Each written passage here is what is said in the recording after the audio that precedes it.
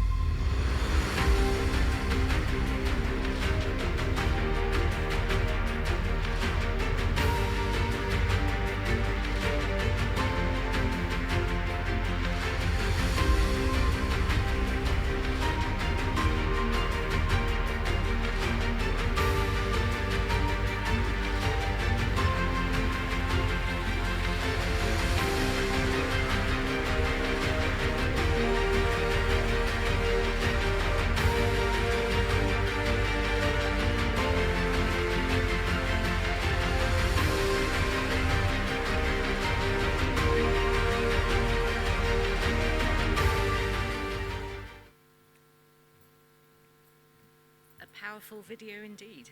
So why are we here today? Today sees 5 official MOU signings for the UAE Blue Pass, which we will witness and celebrate now. Could I ask His Excellency Suhail bin Mohammed Al Mazrui, Minister of Energy and Infrastructure, along with the official ministerial delegation, to come to the stage, please?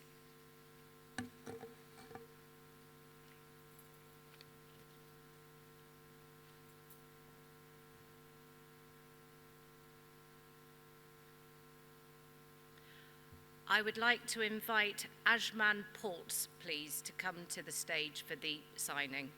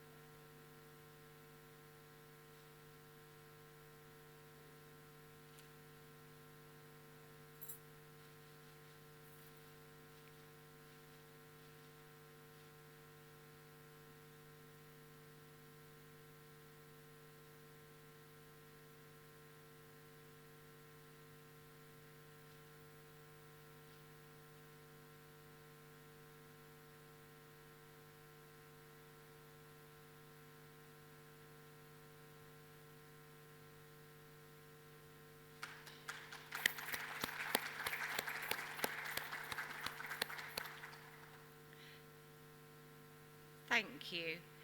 if I could possibly ask Dubai SME to come to the stage, please.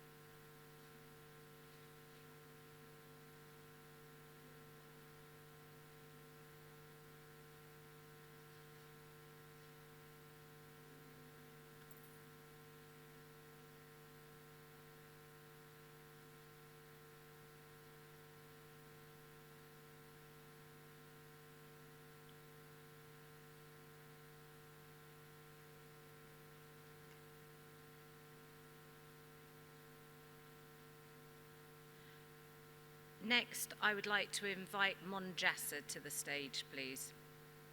Thank you.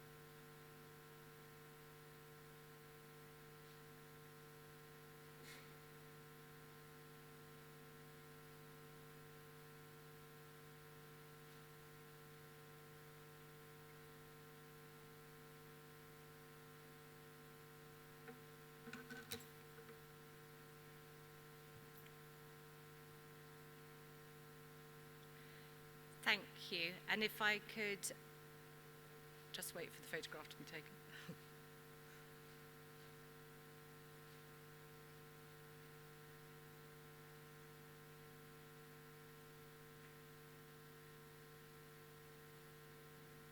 Thank you.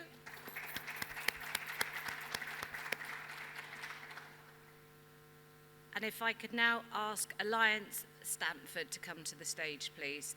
Thank you.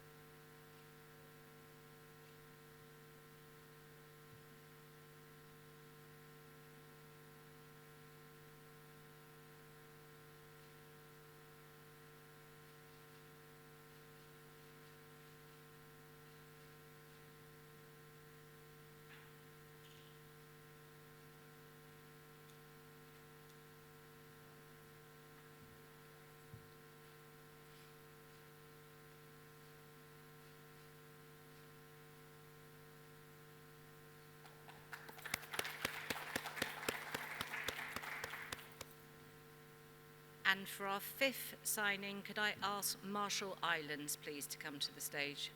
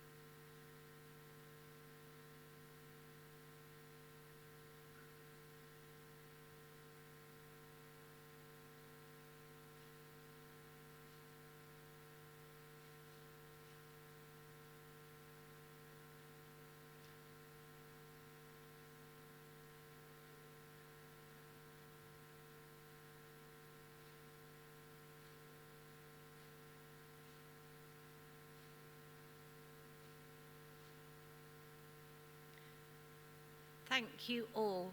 Could I...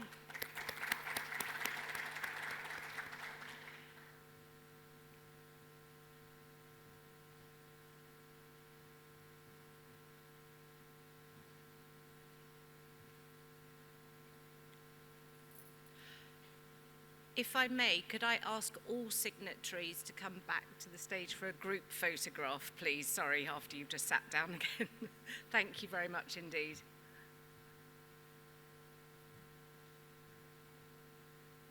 Yes, perfect, in the middle.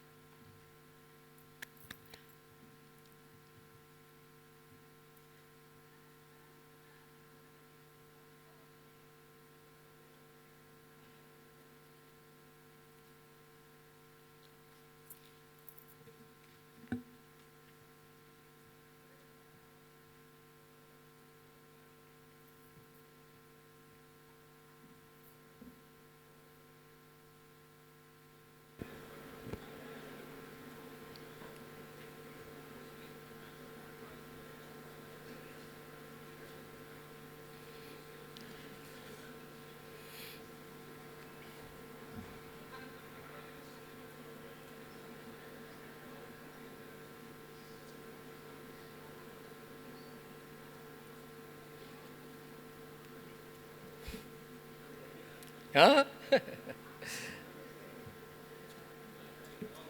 Okay. Okay.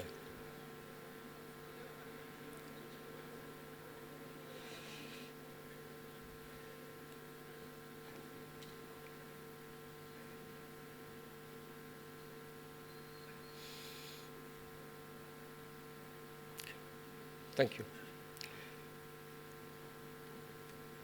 So we can start now, please.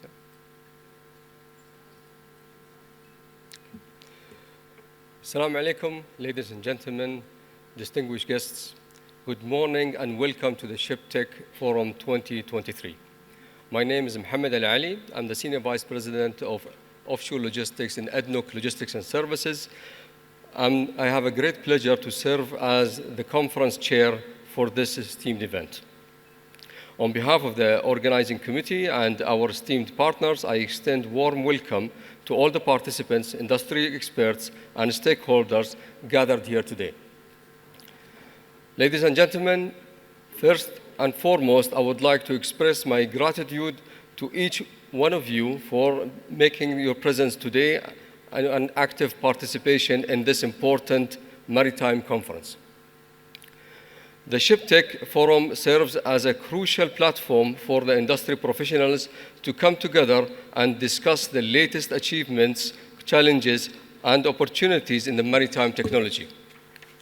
By gathering experts, ship owners, fuel producers, regulators, and technology providers under one roof, we create a collaborative environment that fosters dialogue and drives progress.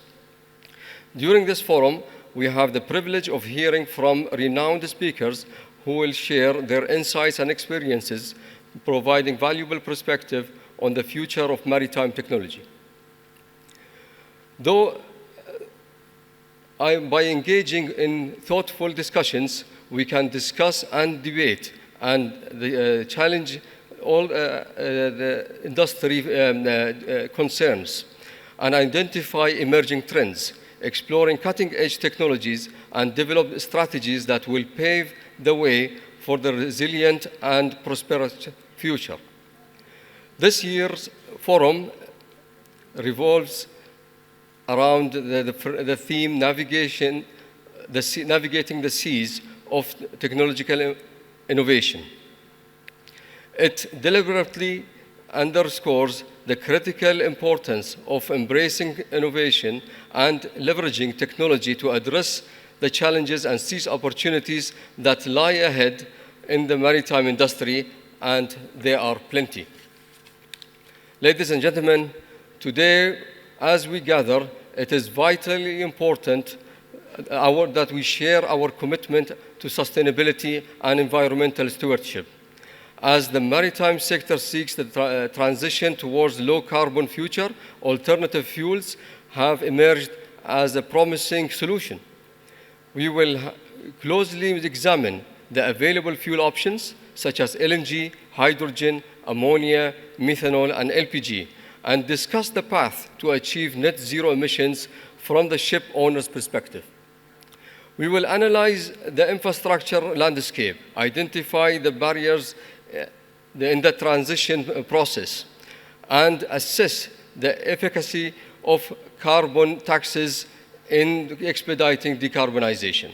Additionally, we will explore ship design outlook, considering both the current landscape and the prospects. Propulsion technologies will also be the center of our discussion. With rising fuel prices and growing environmental concerns, industry players are turning into innovative solutions that harness wind power for ship propulsion. We will examine the increasing adoption of wind propulsion technologies, including design development and financial aspects associated with this promising technology. Furthermore, we will shed the light on the battery-powered vessels, exploring the economic and environmental impact and its application in our industry. Digital momentum and tech infrastructure will be another focal point of our discussion. And cybersecurity considerations will be addressed to ensure the safe and secure adoption of new digitization applications and the operation of autonomous vessels. In closing, I would like to emphasize the significance of our gathering in this remarkable region. The UAE in particular has established as a clear vision and demonstrated its commitment to sustainable development and has set ambitious goals for the decarbonization in the maritime sector. It is imperative that we leverage our strength and expertise to address the unique challenges faced by our region and collectively work towards sustainable solutions. I encourage each and every one of you to actively engage in fruitful discussions, share your valuable insights, and foster collaboration that transcend borders and boundaries. I'm confident that ShipTech Forum 2023 will be a resounding success. Together, we will engage in informative sessions and enriching conversations and forge valuable connections. Once again, I would like to thank you for joining us today. Let us embark on this transformative journey of exploration, innovation, and collaboration. Together, we will chart a course towards a brighter future, where technological advancements drive us towards new horizons. Let the ShipTech Forum 2023 begin, and thank you.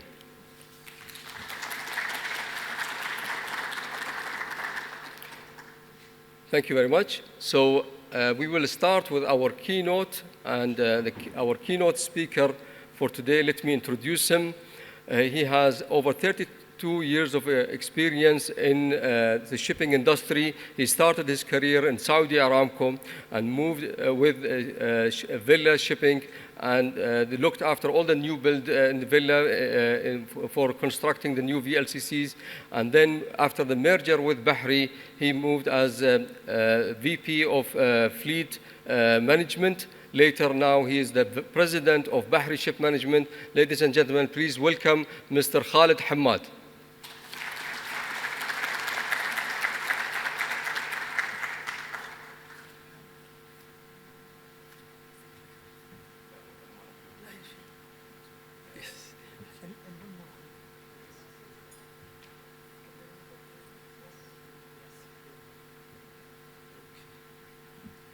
So, Assalamu alaikum jami'an. Good morning to you all, ladies and gentlemen.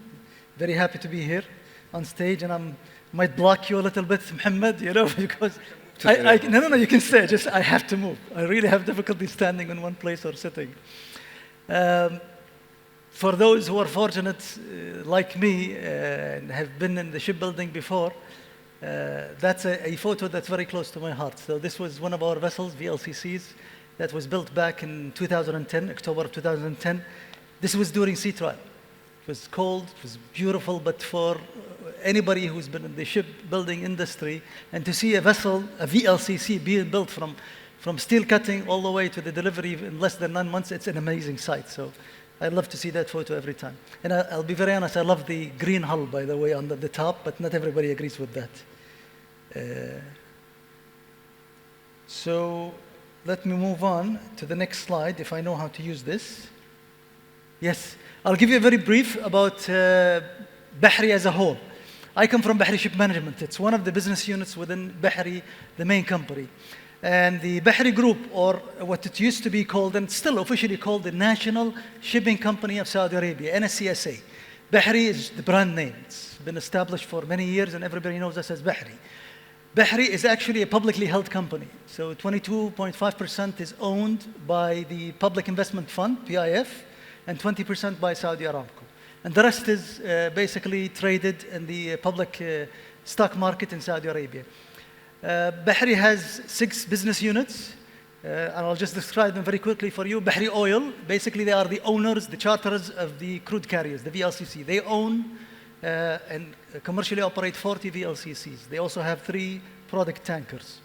And then we move on to Bahri Chemical. Bahri Chemical actually is a joint venture between Bahri and SABIC. So Bahri owns 80% and SABIC owns 20% of the company.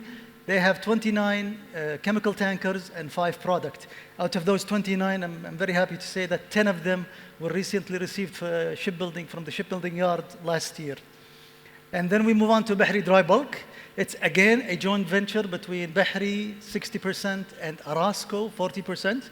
Aramco is the Saudi Arabian agriculture company. It's a government company. And they own and technically operate 10 bulk carriers. Then I move on to Bahri Logistics. They have 6 special purpose ROCON vessels. They're not exactly ROROs, they're ROCON vessels. And at the same time, they have the full logistics spectrum of work. They chartered flights, so we have the air, we have the land. They can provide you with the full logistics solution. Moving on to the younger of the business units, that's the desalination, or now it's called actually Bahri Marine. And in that unit, we have built 3 desalination plants on a barge, 3 separate barges, floating barges. And they've already been now anchored on the Red Sea. They were actually built here in the UAE. And each one of those desalination plants is capable of producing 50,000 metric cubic meter of fresh water. And hopefully in the future, we'll see an expansion as well in that area. Finally, this is where I come from, the ship management, and we are the technical manager of Bahri for the full owned Bahri fleet. We do not touch the chartered vessel. It's only, which is now about 93 vessels that we handle, and we are stationed in Dubai. We have the full spectrum, the technical management, the crewing, the shipbuilding, with a long experience. Actually, in the last 6 years, we built 11 VLCCs, 4 bulk carriers, and the 10 chemical tankers. And we also have, of course, the dry docking and procurement in HSEQ. But what's new in our company is the performance department. So last year, we established the shipping performance department, and they basically using all of the data that's streaming from the vessels, and we use different systems for streaming the data. They monitor the performance of the fleet in terms of the fuel consumption, energy, hull performance, and all of that. So that was a very quick plug-in, Mohammed. I'll just move on now to the presentation. Okay. I have to learn how to do this. Okay. Right. So you've all seen this slide before, and I've just captioned this from the IMO. Next year is going to be a challenge for all of us that have vessels in the waters. CII is coming. It will come into force in January of 2024. And basically next year, we will find out those vessels who are more efficient, and those vessels who are not efficient enough, they will have difficulty a little bit in getting basically commercial voyages. So that's something that all of us are working on, evaluating our ships at the moment, and we have to ensure that we improve on them to make sure that we get a good CII rating. The CII, of course, is a rating from A to E. A, B, and C are the better rating. As you go down to the D and E, then you are challenged and you have to have a plan to fix that. All of us are well aware in the shipping industry, of course, in 2030, we have to reduce the carbon emissions by 40%. And the easiest thing to do is just go slow down, and that will dramatically basically reduce the fuel consumption, and hopefully you can meet the requirement. There is more work to be done, but that seems to be the low-hanging fruit at the moment. The 2050, 70% carbon reduction is more challenging. And this is what we are all basically have been talking about for the last few years. How can we meet these requirements? And these probably requirements will only become more stringent. MEPC 80 is coming up very soon, so they might make it even more difficult for us as ship owners and operators. But meeting that 70% carbon reduction, we have to look at a multitude of solutions. We have to look at different fuel pathways. We have to look at hardware changes. It requires a very heavy investment. There's a lot of money that needs to be spent and a lot of improvements that we have to do in the shipping in order to meet that target. If this works, and it doesn't work. Do I have to do double click every time to move to the next slide? Okay, so you've seen this as well. And this is actually courtesy of DMV, if DMV is in the audience. This was from their 2019 Alternative Fuels Guideline. But these are the different pathways of fuel. And this shows you which one is the green color being the better one, and the red being having either higher emissions or they have other issues. So we all know the HFO, that's the heavy fuel oil that we've been using. Adding a scrubber will solve your sulfur emission issues. So we have a number of ships with sulfur, which are doing very well. Then we have the VLSFO, basically, but that's the same fuel with lower sulfur. That's still everybody's using at the moment. LNG is a fuel that's been there for the LNG carriers, and it's actually a good pathway for bigger vessels like VLCC. And Mohammed here, ADNOC, I think they've already will be receiving 4 VLCCs very soon under construction at the moment, which are dual fuel LNG. Methanol, a lot of talk about this. We know Maersk is pushing for this, and it is a very good option, probably for the chemical tankers, especially if you're carrying methanol. And for us, that might be an option because SABIC produces methanol. LPG is there for LPG carriers. Biofuel, I personally love biofuel because it seems to be an easy supplement for the existing fuel. The issue with biofuel is that we cannot produce enough of it for the shipping. So basically, it's being used by the land transportation. And that's going to be difficult to use the biofuel unless you're a coastal vessel and you have access to that supply. A lot of talk about ammonia. And the reason is because ammonia does not have a carbon molecule. And it just seems to be so easy. You don't produce carbon. But ammonia is extremely toxic, and it's extremely corrosive. It is not easy to handle ammonia. I mean, we can all look at it on paper. It sounds very nice. We've seen sketches, and we know engine makers are working on this. But again, it's the corrosiveness and the toxicity that is a major challenge for using ammonia, because you have to remember, you have your people on board, they need to be trained, their safety is paramount to all of us. So it is challenging to deal with ammonia, but that might become one of the fuels in the future. Hydrogen, there's talk about hydrogen, but the thing with hydrogen is that for the same volume, with energy density of a heavy fuel, you need a huge amount of hydrogen to do the same. And basically, that's almost impossible on a VLCC. You need to have very large tanks. It's also very challenging to reduce the temperature. You have to go very low in terms of temperature to keep it inside the tank. And you have to have probably multiple bunkering stations because it replenishes very quickly. So, I don't see this as a viable fuel for very large and ocean-going vessels, but it can be an excellent fuel for coastal vessels, OSVs and smaller vessels, boats, and so on and so forth, because they have access to the bunkering station. Electric will be talked about later on. Again, electric probably will be good for smaller vessels and vessels that can have access to power generation or shoreside for charging. But as of now, the technology is not there for very large vessels. So let's see if I do this and it works. So I still believe that fossil fuels, they are still a viable solution if you add the carbon capture technology. Now, there's a lot of companies working on carbon capture, and the technology is under development. It is already there on the shore side, but you need it in a smaller package with enough capacity to remove enough carbon to improve your carbon emission. But if and when we have those technologies, and I hope very soon, then all of the fossil fuels will be very viable pathways to meet the requirement for a number of years, maybe 10 or 15 or 20 years, before you get the 2050. And I'll be very honest, it's very good in this region if we can do this. I mean, we are oil-producing country, so we need to keep producing oil.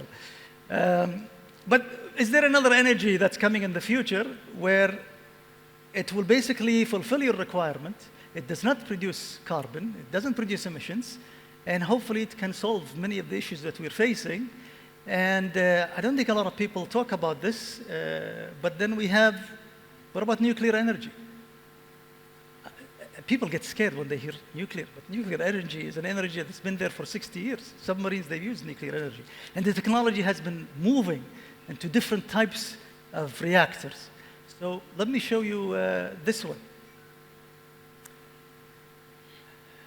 This is the molten salt reactor, something that a lot of companies are working on now for many years. It's a small package. Unlike the existing reactors, this does not require a water cooling system. It's the molten salt itself that basically moves inside and it cools the reactor. And then you can generate heat. From heat, you can generate steam. Maybe for those old enough, like my age, we can go back to steamships. But that is or can be a viable solution. This is the first bullet there is from the United States Department of Energy. They are looking seriously at this, and they're in collaboration with the Classification Society, ABS, to find a small enough reactor that can be proven to be used on shipping. At the same time, this is from February, it was published, the second bullet, 9 Korean organizations, they're also looking seriously at finding designs and packages for small reactors to be used in commercial vessels. Now, okay, I get it. It's controversial to talk about nuclear, but at least we need to talk about it, because I know people are scared of the nuclear. I've seen in the 80s, the movie The Day After. It was really scary. If you have never seen it, you should look it up. But it's worth the discussion. And I think in the future, as we move along, it might become a viable solution. Having a small package, you put it on board, you don't touch it, it produces your energy. Maybe every time you go to dry dock, you replenish the molten salt, which has the energy required, or you keep it there for 20, 30 years until you get rid of the vessel. So I just wanted to bring this up and maybe get you interested, or at least it's a piece of information so you know that something is cooking in the future. Moving on. So how did we start all of this? What is carbon emission? Now, this is from the International Energy Association. And basically, they estimate that most of the carbon produced is from the shore side. Actually, most of it is from energy production.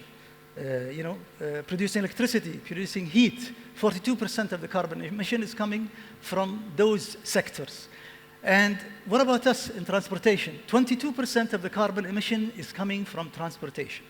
And most of that carbon is coming from road transportation. Where is shipping? 11%. That is 11% of the 22%, which is roughly, you're talking about 2.5% of the global production is coming from shipping. 2.5%. Yeah, it is a lot, but it's not a lot for the shipping impact on the global economy. Let me move to this one. According to the International Monetary Fund, 80% of the world trade by volume is traded and moved by ships. It's 70% by value is moved by the vessel. Nevertheless, we are producing between 2.5%, 3.5%, less than 5% of the global carbon emissions. But as a shipping industry, we do have a very powerful regulatory body, which is the IMO, and we have to follow the IMO. There is no other industry that has one powerful regulatory body that you have to comply with in order to meet its requirement, and that's why we are here. That's why we discuss the decarbonization, and it's incumbent on us that we have to work on the decarbonization. but it's a very hefty investment for decarbonizing the shipping when basically we handle a huge volume of the world economy. So how much are we talking about? Basically, we're talking about, according to the Global Maritime Forum last year, we require $1 trillion to decarbonize the shipping by 2050. $1 trillion. That is a huge amount of money. I think I've seen another report. Globally, you need $4 trillion to decarbonize the globe. And we constitute 25% of that investment. And then I was thinking, what can you do with $1 trillion? I mean, from now until 2050, what else can we do with $1 trillion? So I would leave you with this thought. We can't do it, but I'll leave you with this thought. $1 trillion, basically, according to Oxfam, can feed and eradicate the world hunger by just, by just investing $37 billion a year over 2030. That's $1 trillion. This is how much money you're required to eradicate hunger. We're not going to do it, but it's food for thought. And with that, I thank you very much for listening. Thank you. Thank you very much.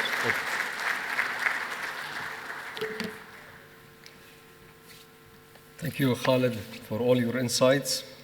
So now we move to our first panel session for today, alternative fuel and carbon price. In this session, we will examine all the potential alternative fuels that I would go for the top ones on the list, LNG, LPG, hydrogen, methanol, and ammonia. And we will examine, how their practicality and how they are impacting the ship design and what is the road, for decarbonization while looking into these alternative fuel. I hope, by this session you will get a better insight. I believe for many, many conferences we've been talking about the same topic, and there is never, a silver bullet answer that you can actually have. It is always going to be different kind of mixtures that you can actually try to implement dependent on your type of your operation. In this session, we will also touch on the carbon tax and how it actually supports our industry towards the decarbonization, and it will achieve the net zero. The most important thing that, I think many ship owners, they're always concerned with, the new regulations are coming, yet the technology is not available yet. And many people ask why. To be honest, it is meant to be challenging. It is meant to the regulations to come forward, because this is the only way that can drive the industry towards decarbonization. If it is left for the industry's initiatives to drive itself, we will never achieve the 2050 targets. This is as simple as it is. So now technology is running around the clock, trying to optimize, trying to improve, develop, in order to actually support our industry to achieve the decarbonization targets and vision.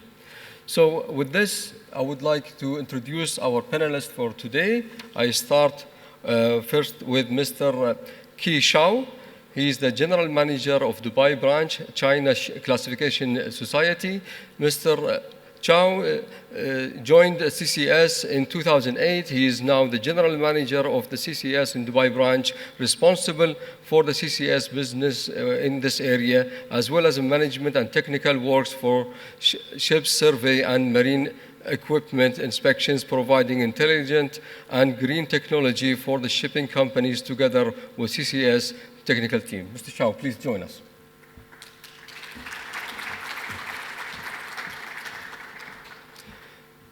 Our second panelist for today is Mr. Panos Kotsourakis. Forgive me if I'm not pronouncing the name properly. He's the VP Global Sustainability in ABS. Panos serves as ABS Vice President of Global Sustainability, responsible for driving the ABS sustainability strategy and assisting ship owners and operators with achieving their sustainability goals through industry-leading support and digital solutions. Mr. Panos, please. Thank you.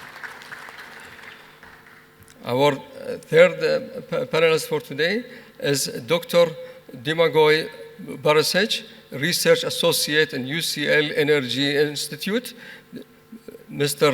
Demagoy uses mixed research methods to explore the nature of fuel transition pathways necessary to reach low-carbon shipping future. His research interests span policy, political, economy, and social technical transition. He has been involved in multiple projects exploring the role market-based measures, policy in general, and geography in shaping low-carbon future transition in shipping. Please join us. Our fourth panelist for today is Dr. Alexandria Ebengos. She is the General Manager the decarbonization in Shell Marine. With more than 25 years of experience at Shell, she moved from the research and development department to business side of alternative fuel supply before joining the strategy team of the shipping and maritime business unit in 2013, focusing on environmental policy. In 21, she was appointed as the general manager of decarbonization and is responsible of shaping the roadmap towards decarbonization of shipping. Please Thank join you. us. Thank you. I think our fifth panelist is not available with us. Sorry, please. I thought, because I haven't met you. So our fifth panelist for today is Mr. Jasper Nelson, Group Responsibility Director in Munjasa. So Mr. Nelson has been an integral part of the Munjasa Group since 2012, and in 21 he was appointed as a Group Responsibility Director. As a Group Responsibility Director, Mr. Nelson is responsible for driving Munjasa Group's ESG agenda and leading a range of different efforts such as supply chain emissions account and developing industry transparency on this with Munjasa customers. Please join us.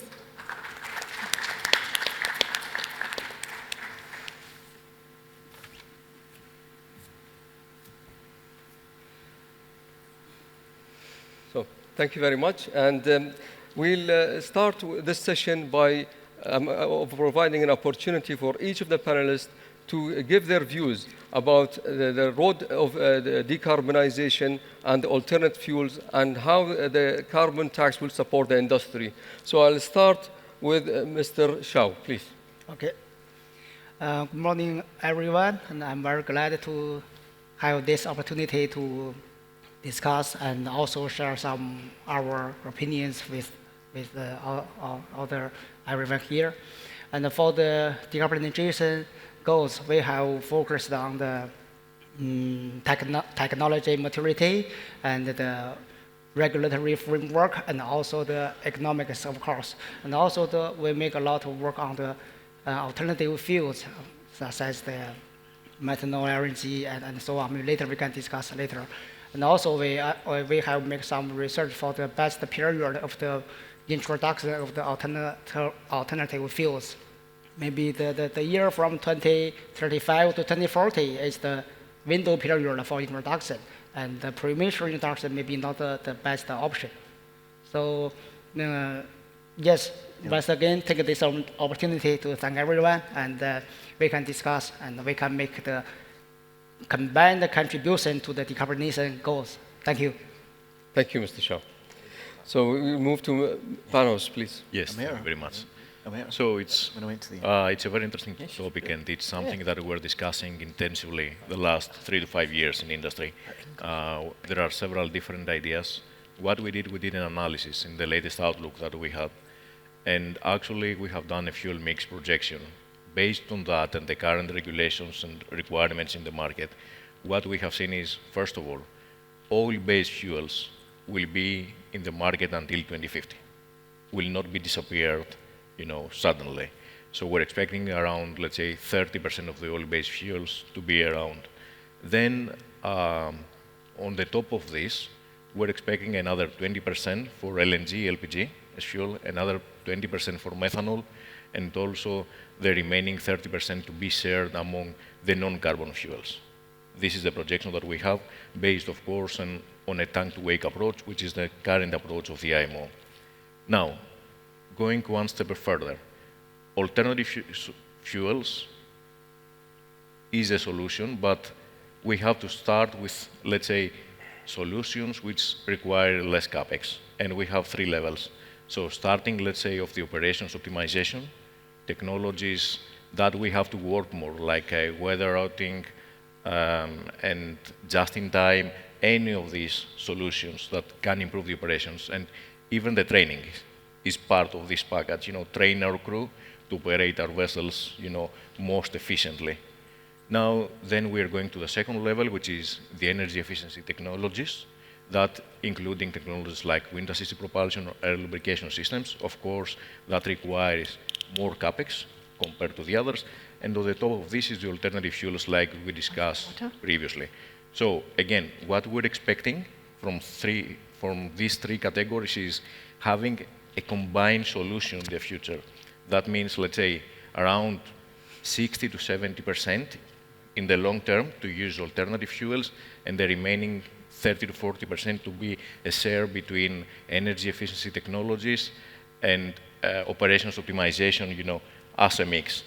There is room for improvement for our vessels to improve the efficiency, but also integrating solutions. Carbon capturing will be among the solutions for the future.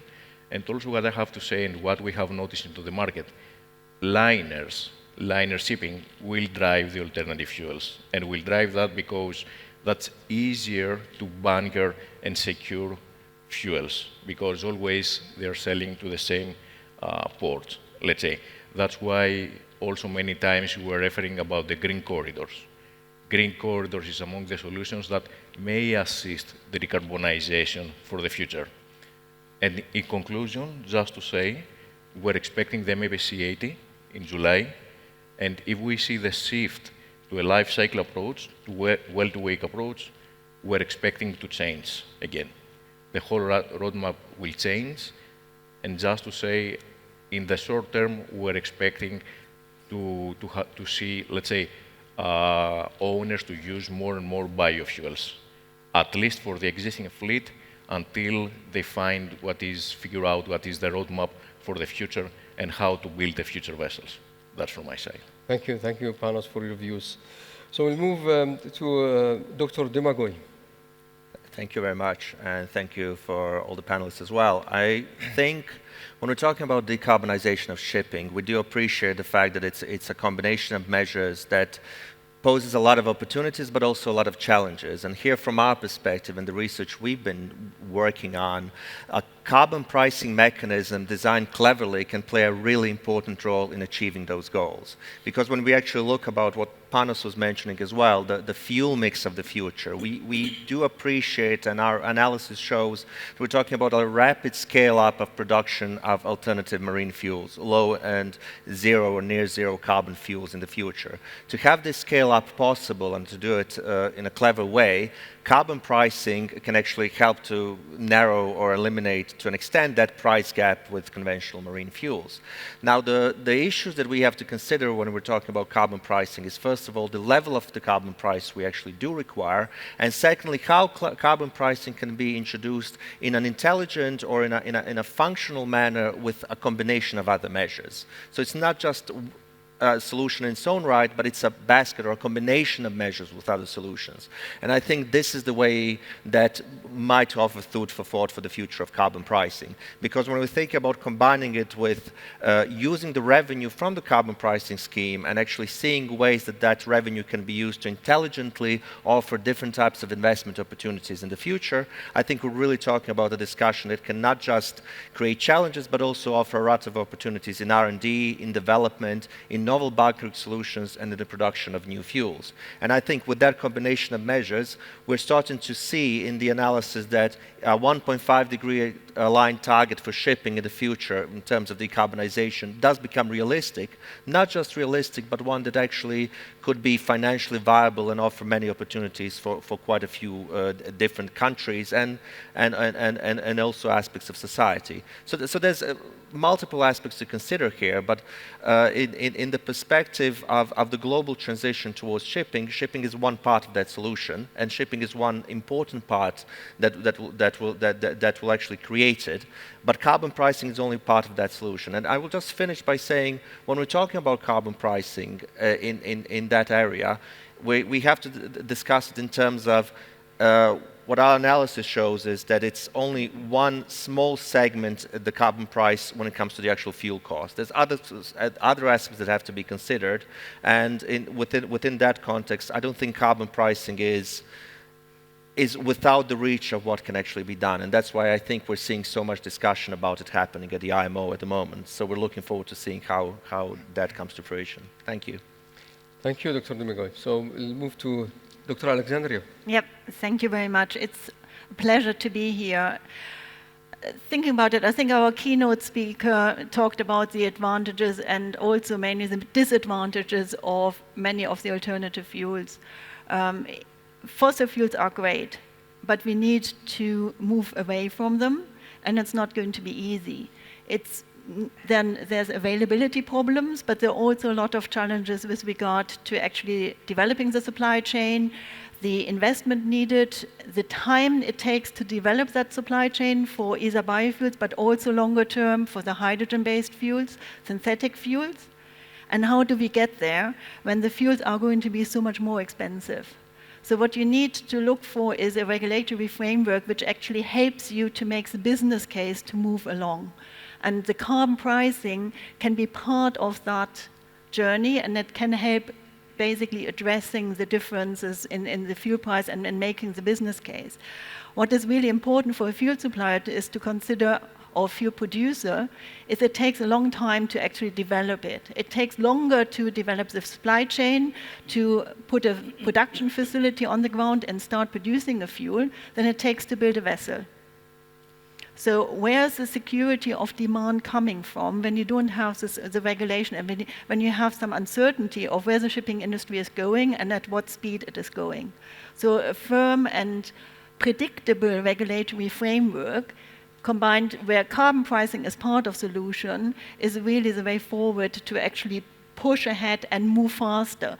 We move with voluntary action today, and we're moving. But really to accelerate and meet the targets we need the regulation to support. Definitely. Okay, Mr. Jasper. Thank you so much. Thanks for having us. So Monjasa, as a global fuel supplier, we've been fueling global trade for some 20 years now. I think what characterizes us is that we love challenges, and even more, we love solving challenges. And I think that's a pretty healthy state of mind these days. So basically, what we do is, if a customer needs fuel somewhere in the world, you call us, you tell us where, when, and how much, and we will take care of the rest. And that strategy has sort of brought us to where we are now as a global supplier, supplying some 6 million tons of fuel each year. And for the past 20 years, it's been quite stable. The products on our shelves have been quite simple. We've been supplying low sulfur, high sulfur, and gas oil.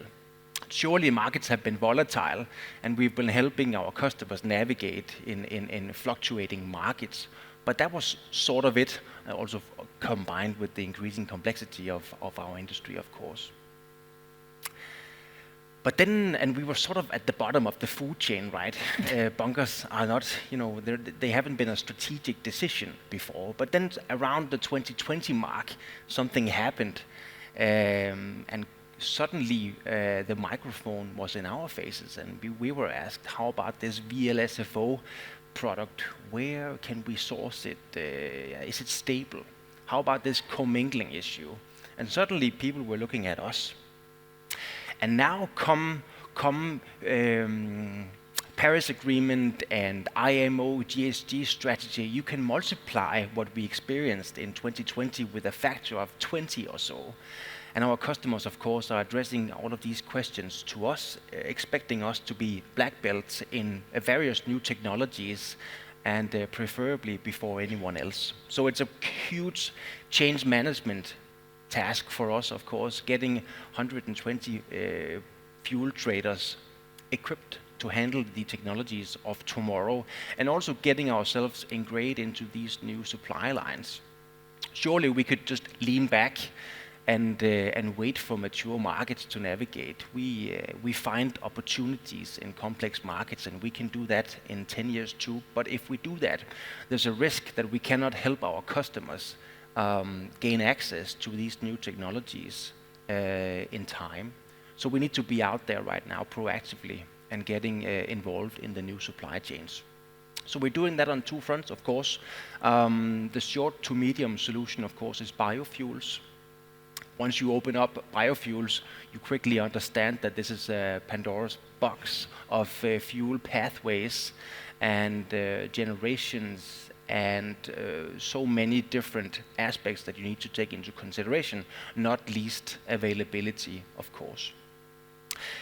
And then while we are learning that and we are building ISCC certified supply lines, of course, in parallel, we also have to prepare for the net zero, for the e-methanols and for the e-ammonia, because even though that may only be dripping in 5-6 years' time, the supply lines, the major financial investments, they are made right now, and if we sit around waiting for AIS vessels to sail on methanol, then we're not there, and we won't be able to provide our customers with what they need in time.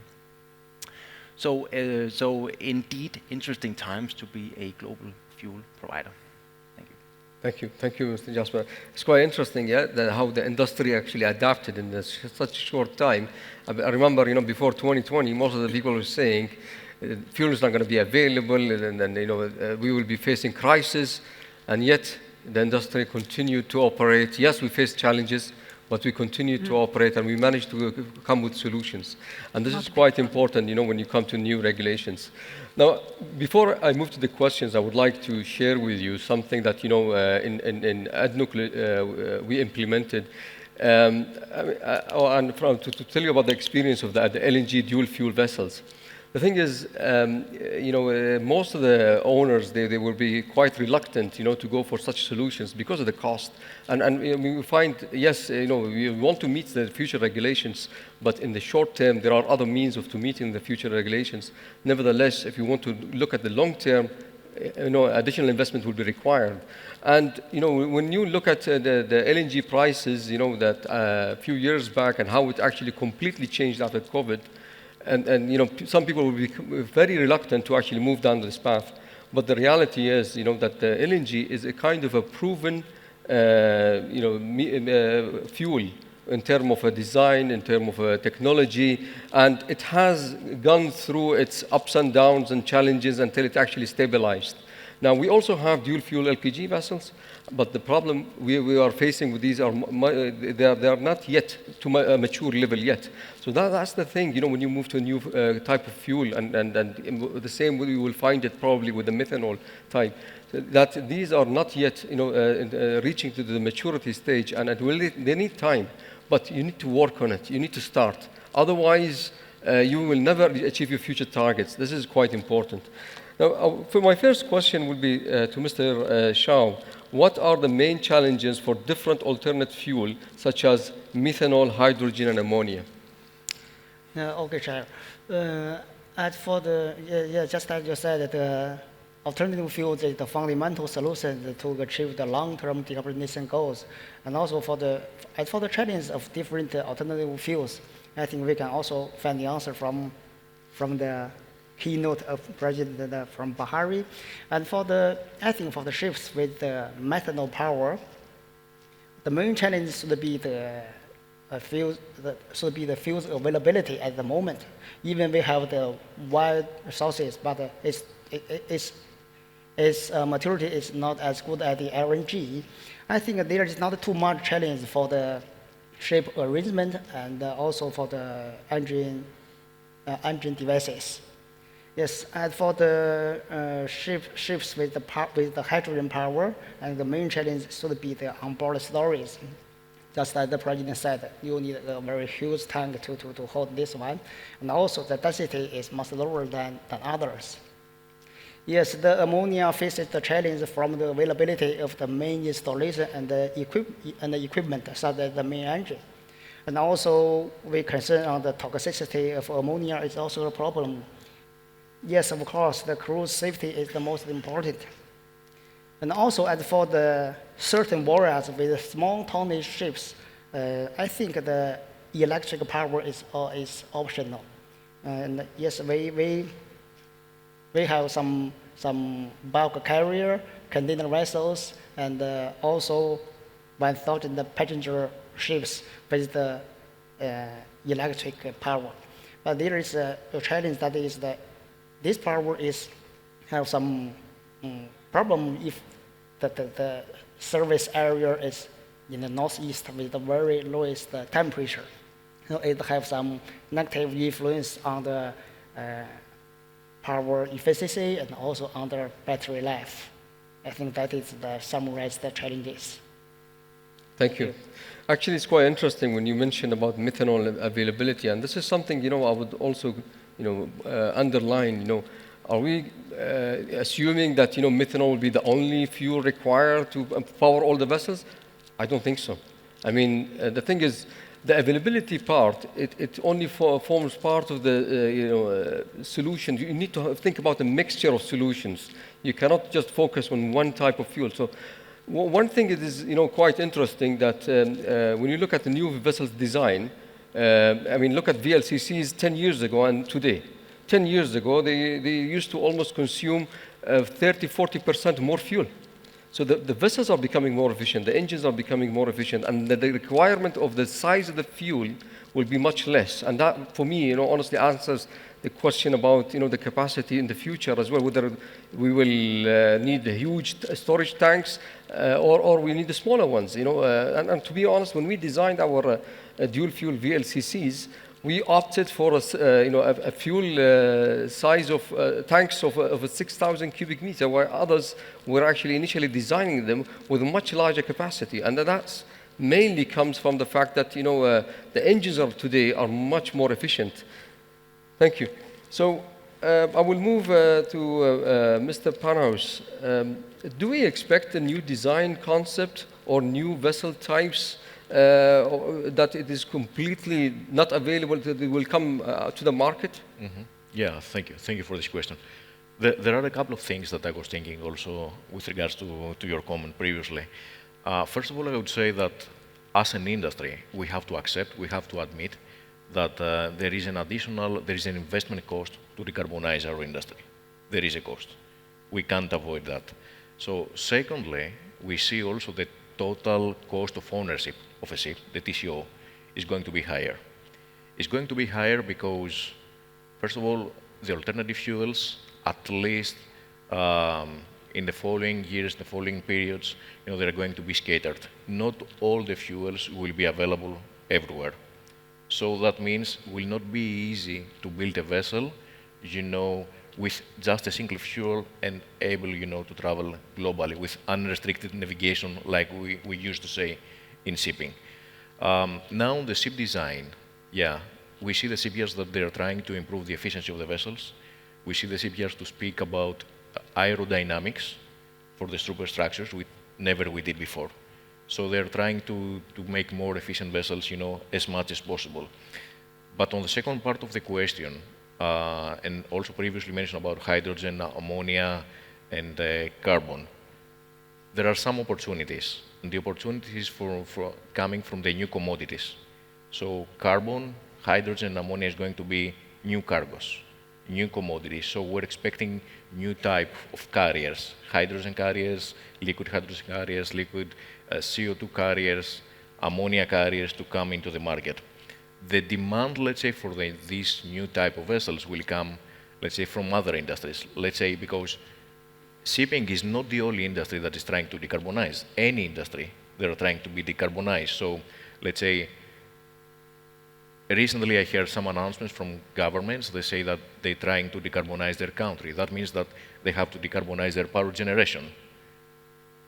A few of the options that they're considering is either to use hydrogen or to use ammonia. So that means that they have to import this kind of energies into the countries.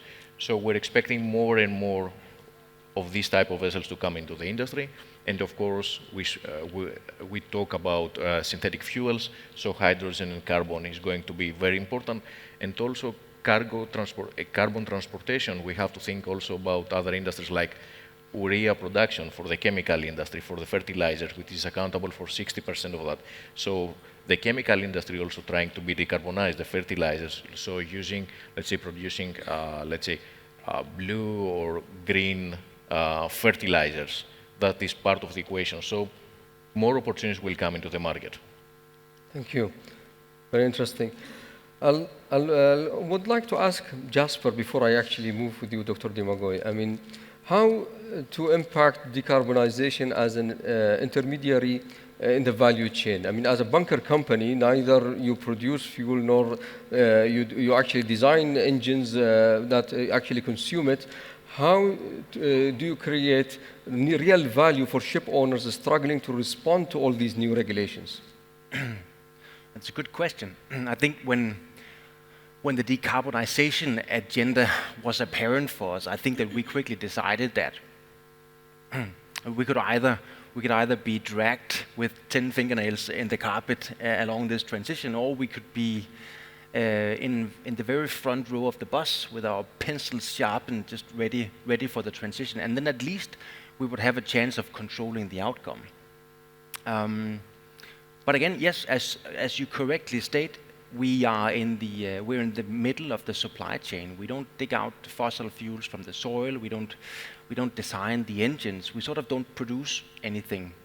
But we do have a unique position in the middle of the value chains where we talk to the providers of the fuels of today and yesterday, and we're also very close to the decarbonization teams with all of the global major ship owners. So we are fortunate enough to have our ears close to the railroad tracks, so we can sort of gauge what's going on around the corner. And of course, we can help provide this information and advisory services to all of the customers, ship owners struggling to meet the demands of this agenda. And then more practically, of course, back to this constant chicken and egg conundrum of ship owners waiting for availability of these new fuel products before making the orders, and conversely, these huge financial investments sitting waiting for an actual firm demand from ship owners before they are confident enough to push the build button. What we can do in the middle is sort of aggregate the demand. We can go to an array of 10, 15 ship owners and aggregate an ammonia demand large enough for this financial investment decision to actually take place. So that's exactly what we're trying to do, and we've just recently done that in Northwest Europe with Europe's largest ammonia facility. Placing a bet on ammonia as of course, an integral part of the future fuel mix. That's not to say that we believe more in ammonia rather than e-methanol. Of course, we plan to provide our customers with the entire range of fuel mix, of course. But that's just an early stage development project. Thank you. Appreciate it. So, Dr. Demagoy, I mean, as we talked about different type of fuel, and there are always, challenges, especially with more investment, and people look at the differential price, between the conventional fuel and all the other alternate fuel, and it becomes quite challenging whether we should go for it or not. I think the way that industry is trying to respond to this is by introducing the carbon tax. In ADNOC, actually, we are gaining carbon credit, by the way, from burning LNG as fuel. And that's something that, I think a lot of people do not consider in their feasibility when they want to go for an alternate fuel. So my question is, when you setting the carbon price levels, how to ensure that the carbon price does not create challenges in short and medium term by promising lock-in and path dependencies, which might lead to issues down the line? Thank you for the question. I think that's the challenge of creating every carbon pricing mechanism, or any policy in general. You can have unintended consequences. I think here a few issues to consider that we have to take when we're actually discussing this. But I would start off with saying what's most important, I think, is coordination in this approach and providing some sense of regulatory certainty. I think all of us can agree with that. Alexandra mentioned it previously as well in her introduction. And why is this important? Because when we take a step back and what we see in all of the interesting analysis and work and all the people that we've been discussing this with is a lot of these decarbonization progressions in shipping are happening irrespective of what's happening at the IMO. You do have industry ambition, you do have national level policies, you do have different types of investments taking place. So there is decarbonization happening. Alternative fuels are being taken into account by many different stakeholders. But what the issue is, without that coordination and without that regulatory certainty, you do lead to these pathways that sometimes will end nowhere, or having investments that don't necessarily lead to fruition because someone's investing in fuel X that might not be scalable, someone's investing in fuel Y that might have different types of regulatory considerations that won't be solved. So where the IMO comes into play and where this global aspect comes into play is this regulatory certainty, and that's where the carbon price level is quite important, because if we say today at MEP C80, this is our ambition for 2050, this is where we want to be in 2050, we don't have to say the price will be X amount by 2040. But if we say where we want to decarbonize by 2050 is here, and we will set the prices to actually go to that level as the technology develops over time, at least it gives the industry the amount of certainty that this regulation will come into force and it can start preparing at that level as well. So you will still have stranded assets, but you will have a directed approach to research. And I think in combination with the carbon price here, as I mentioned previously, it's having this basket of other measures, it's having this combination of other aspects coming into play as well, that we are investing in the necessary scaling up of production, that we are actually offering subsidies or R&D grants for research where it's necessary, that in other fora we're discussing safety considerations of some of these fuels, so when you're actually developing them, you know whether they're viable or not pathways. And I think this is incredibly important to do in combination with one another, because otherwise you will probably end up with some form of decarbonization taking place, but it will be far more challenging than if you do have this combination and this certainty coming from the top, from the global regulator in this sense. So I would say that's probably, in my opinion, the most important aspect. And then the carbon price level will come into play and will be combined. So reiterating the point I made previously, the combination of the carbon price with what you use with the revenue is quite important. As we heard in the keynote, referencing some of the work that we've actually done previously, the investment here is substantial. But if the regulatory certainty is in place early on, a lot of this investment can come from sources that would be invested otherwise, that would be invested in new ships that are conventional ships, but now that investment will go on alternative ships. You will have banks prepared to actually provide the necessary financing and private equity to provide the necessary financing now because they know that certainty is there. And all of a sudden this behemoth that is presented as this big challenge in front becomes an opportunity for everyone, and doesn't seem as gargantuan when it's broken down into these stepwise processes. So the earlier we start with more certainty, I think the better.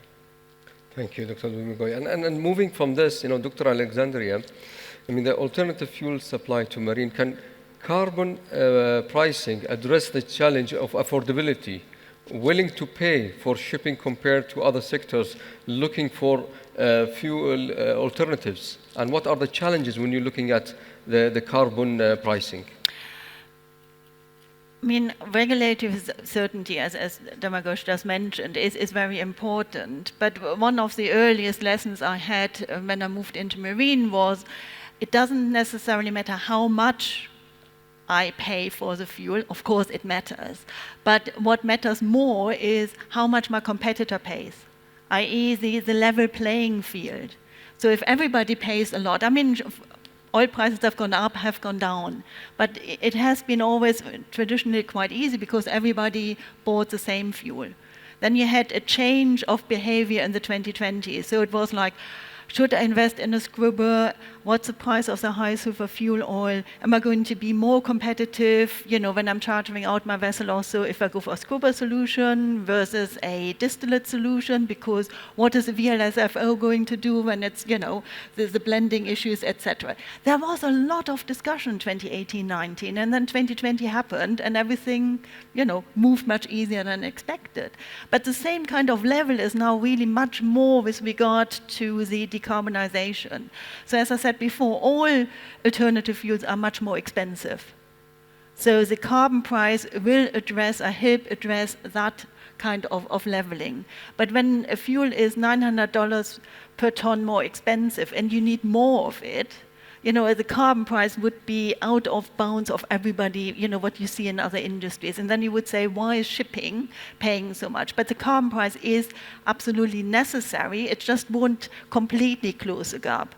So it still remains a big question for each ship owner to say, which fuel am I going to invest in? Because in 5, 10, 15 years, 20 years' time, when I think about the level, the length of the life of the vessel, what is going to be the most competitive solution? I have to say, a lot of people are not necessarily too concerned about the next 4 or 5 years because, frankly, they're dual fuel vessels. So they still can run on the fuel oil in the short term. But what is going to happen in the longer term? And what is more competitive? So yes, a regulatory framework is needed to actually drive the decision, but there's still going to be a lot of question marks on which direction. I mean, one important point about, just picking up from the last point you mentioned about the dual fuel and how long this will last and why still relying on fuel oil, it's the life expectancy of a vessel. Yeah, when we design vessels, we used to, consider 25 years. Nowadays, honestly, I mean, I wouldn't advise to actually think about that long, because you just have to make sure that the vessel design is capable to meeting all the future requirements for the maybe next 15 years. So for example, we look at 2040 as a target. Beyond that, honestly, it is becoming even more challenging. And even IMO is updating regulations and even making it more stringent. So we need to really change the mindset and ensure that, the life expectancy is aligned with the new norm in the industry. But that really depends also the shipping segment you're in.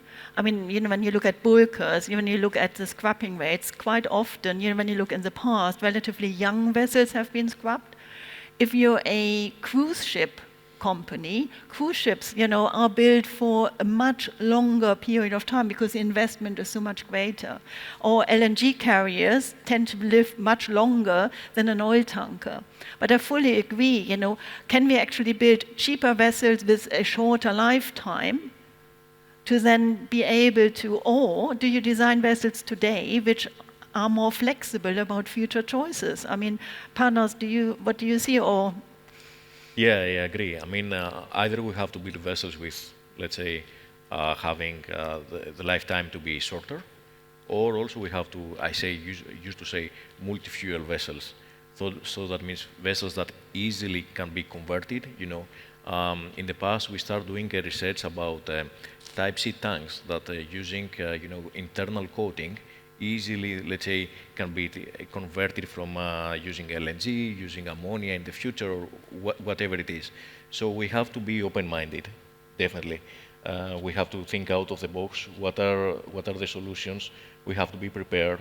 For LNG fuel vessels, which now is the majority of the orders for oil tankers to the Korean shipyards, there might be solutions in the future. Let's say hydrogen drop-in as fuel.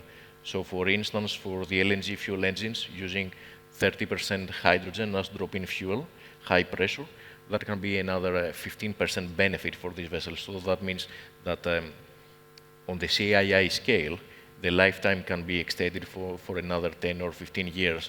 So we have to be aware about all the options, because all the vessels are very expensive assets. And the owners or the managers, they are doing that investment and they want to see the return. Still is a commercial business there. Actually, it's an important point to mention here when we talk about ready design for certain type of fuel. So LNG ready, hydrogen ready, ammonia ready. Looking at the history, honestly, very, very few vessels that were built ready for LNG, for example, they were later converted. And I actually spend a lot of time trying to market LNG as bunker to these customers or potential customers who had these type of vessels of LNG ready. None of them were willing to convert because they're looking at the remaining life of the vessel. Is it really worth investing? And how much is the vessel is actually worth by that time to put another 20, 30 million to convert it? So this is the main challenge. Yes, we go with this option. It just gives us, a hope that we will convert it one day. But majority of the time, it ends up, not getting really converted. It's really from the design, to have it in place, the likelihood that the owners later on will commit to this type of fuel. But once you have it already, the owners most likely will not commit to actually bringing this alternate fuel. They will more be encouraged to get rid of the vessel than to actually spend money and convert it. And just to add also on this one, because that's so true, and for also some discussions we have with the clients, we see that off-hiring time is a substantial cost for them, because not only technology, to fit in the tank or the pipes, whatever, but also the off-hiring time. So what is the new trend now is we see more and more modular designs. So not only ready, but vessels that are designed, let's say, like having the generator engines into a container box, let's say, easily removing and fitting something very fast. So that might be some of the design ideas of the future. Absolutely, thank you. So I think we leave the floor as well to the audience if they have any questions, and if they would like to ask any of the panelists any of the questions. So please, floor is yours. Just raise your hand, introduce yourself, and ask your question, and direct it to whomever you want from the panel. Do you have a mic, please? Thank you.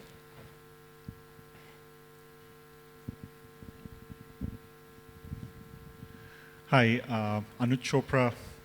I'm a consultant and a professor in the space. Just wanted to highlight the fact that as much as you're looking at scrubbers, none of us are talking about the additional carbon footprint created by the use of those scrubbers as that 2 to 9%. And what do you think is going to be that differential and working on it?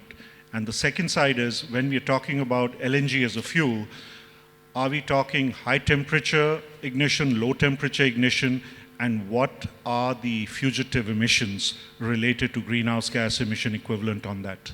Very grateful if you can comment on both these issues. Thank you. Thank you. Who would like to take this? I can make a start. So there has been a lot of discussion with regard to the scrubbers. I assume you're talking about the sulfur scrubbers, and also with regard to what is the additional refining capacity and needed to actually remove the sulfur out of it. And to be fair, I don't think there's a straightforward answer to that one, because there's different ways of making the low sulfur fuel, which can be quite, if you start with a low sulfur crude, you may not use much more energy in a refinery to produce a low sulfur fuel. On the other hand, you can put a lot of in refining energy. You also have very different scrubbers with regard to, the open, closed loop scrubbers, the way you're operating, etc. So the difference may not be that great. I think what will be becoming more interesting is how that will impact on the ship side once you go into things like CII, where you are actually measuring more consistently on this. On the other hand, the pricing differential between high sulfur fuel oil and low sulfur fuel oil is still quite significant.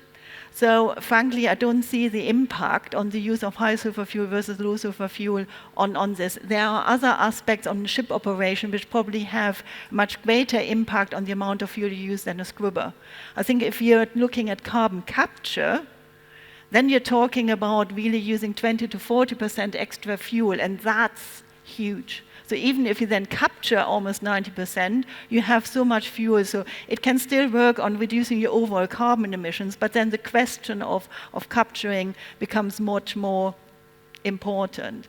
On the query on LNG, I think the important thing is to realize that methane is horrible with regard to greenhouse gas emissions, with a factor of 28, 32 on a 100-year basis. But there's a lot of work ongoing, because when first LNG engines were developed, it wasn't on greenhouse gas emissions. So there's a lot of work which has happened to reduce the amount of emissions, and there's further work to actually look at it both on the supply chain and on the vessel technology, engine technology, to remove this, and catalyst for exhaust gas catalyst. So overall, I would say that both for, diesel injection, like the mega engines already have negligible, emissions, fugitive emissions from the combustion. And I think also the four-stroke auto engines will improve and have the potential to get there. But again, it comes down to the technology might exist. Is somebody going to invest into actually investing into it? So what we absolutely need, is to actually assess all fuels on a well-to-wake basis, taking into account all the greenhouse gas emissions. And then you drive right behavior. I may add also here, I will agree with Alexandra, there is no perfect solution. What we have to see at the end is the net profit. Is net benefit. Having LNG, either it is high pressure or low pressure, the engine makers, they're working on this one, they're having after-burning solutions, also for the methane slip, etc. But the important is that you're saving in carbon. And saving in carbon is connected with the coming carbon tax. Now it's only from Europe, but it's going to be expanded, to the other regions. So it's going to be carbon saving, good, let's say, for the atmosphere, but also saving on the additional expenses because of the carbon tax. So please, Dr. Domagoj, please go ahead. I just wanted to touch upon the point about the LNG as well. So coming back to what Alexandra mentioned as well, life cycle emissions, well-to-wake, I think are incredibly important. When we're talking about new built vessels running on LNG, challenges here are 5-10 years down the line, what is our remaining carbon budget? Even if we manage to completely eliminate the issue of methane, which is still a significant question mark, especially on a well-to-wake basis, do we still have enough of a remaining carbon budget to actually continue on investing in this fuel without a viable transition to something else in the future? And this is the question mark if we're talking about the discussions that we're having at the moment and the role of shipping in decarbonization. Having said that, at the moment, for ships already operating on those fuels and already operating on LNG, I think limiting methane emissions is quite important, and work that's going on in that direction is really relevant. I fully agree with you, but when we look at the longer term, when you're looking at the use of a carbon fuel, then you have the same challenge with methanol and synthetic diesel, etc. You still are looking at producing the carbon fuel, because they're much easier to use than ammonia and hydrogen. So there will always be some advantage there. So it all comes back down to, where is the carbon coming from? Yes. To add on this, I would like just to mention that it's quite interesting that, at the very beginning, when the low sulfur fuel regulation came into force, everybody was trying to fit all the scrubbers. and they were looking at the price differential. We were very reactive to the price differential at the time. And this market slowed down, and all the orders came down. And suddenly, after COVID, when the price differential, also the gap, expanded, everybody's again jumping into, fitting scrubbers. We are very much reactive to the current prices. This is a fact. And to be honest, because I was talking to a lot of the bunker suppliers, maybe Jasper can even shed some lights on this, that they use sweet crude actually to produce these low sulfur. So really, removing the sulfur is not the same as when you get a sour crude type of fuel. And finally, regarding the LNG, because our experience is with a high pressure engine is lower in fuel consumption. Accordingly, you need lower storage tank and lower overall capex to actually fit the dual fuel system on the vessel. So that was, and it's a zero methane slip.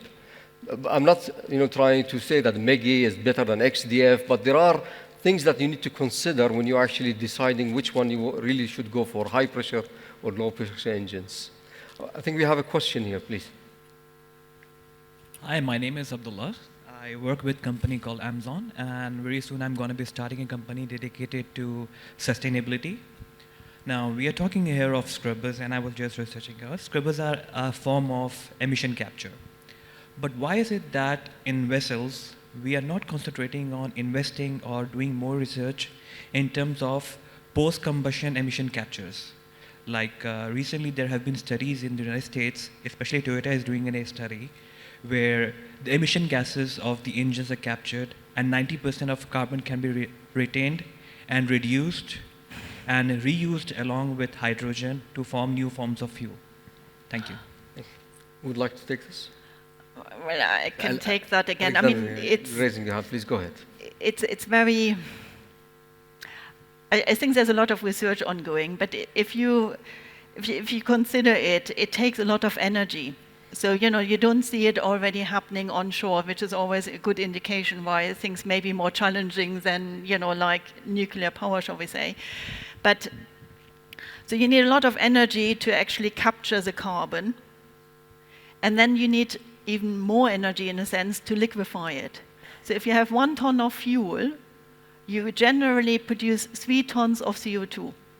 So you have then quite a bit overhead on board of the ship to actually have all the additional equipment to capture it, to liquefy it, to store it. And then you have to get it off the ship as well. But so it's an interesting technology. It is to be taken seriously, but the uncertainties are very significant.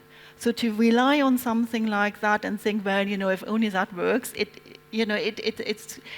one avenue. We always talk about a solution mix or a fuel mosaic. So it's one thing to consider, but in the end, it will never really get you to a zero kind of solution, because you will have always losses even in a circular way of CO2. So yes, it may be there, but it's a bit far in the future really for the whole recirculation. I mean, in the shorter term, especially when we're looking at CO2 carriers, ships, that they can store the CO2 on board of the vessel and then store it permanently. For synthetic fuel and then the whole recirculation fuel, that's a bit more in the future, really. Thank you. Thank you, Alexandra. Please go ahead, Panos. So as usual, I want to add something. I would say for the carbon capturing, because also that requires a lot of energy for this, the trend is not to go to maximize the capturing, let's say 90%, 99%, is to size the equipment at a level that you will have your vessel compliant for the remaining life, of this vessel. So that will reduce, let's say, the amount of energy that is required. And also, I wouldn't see so much that the carbon that is captured, let's say, will be used, because the amount is still small compared to, let's say, to the onshore industries that they have heavy emitters and they're doing carbon capturing and they can use for fuels.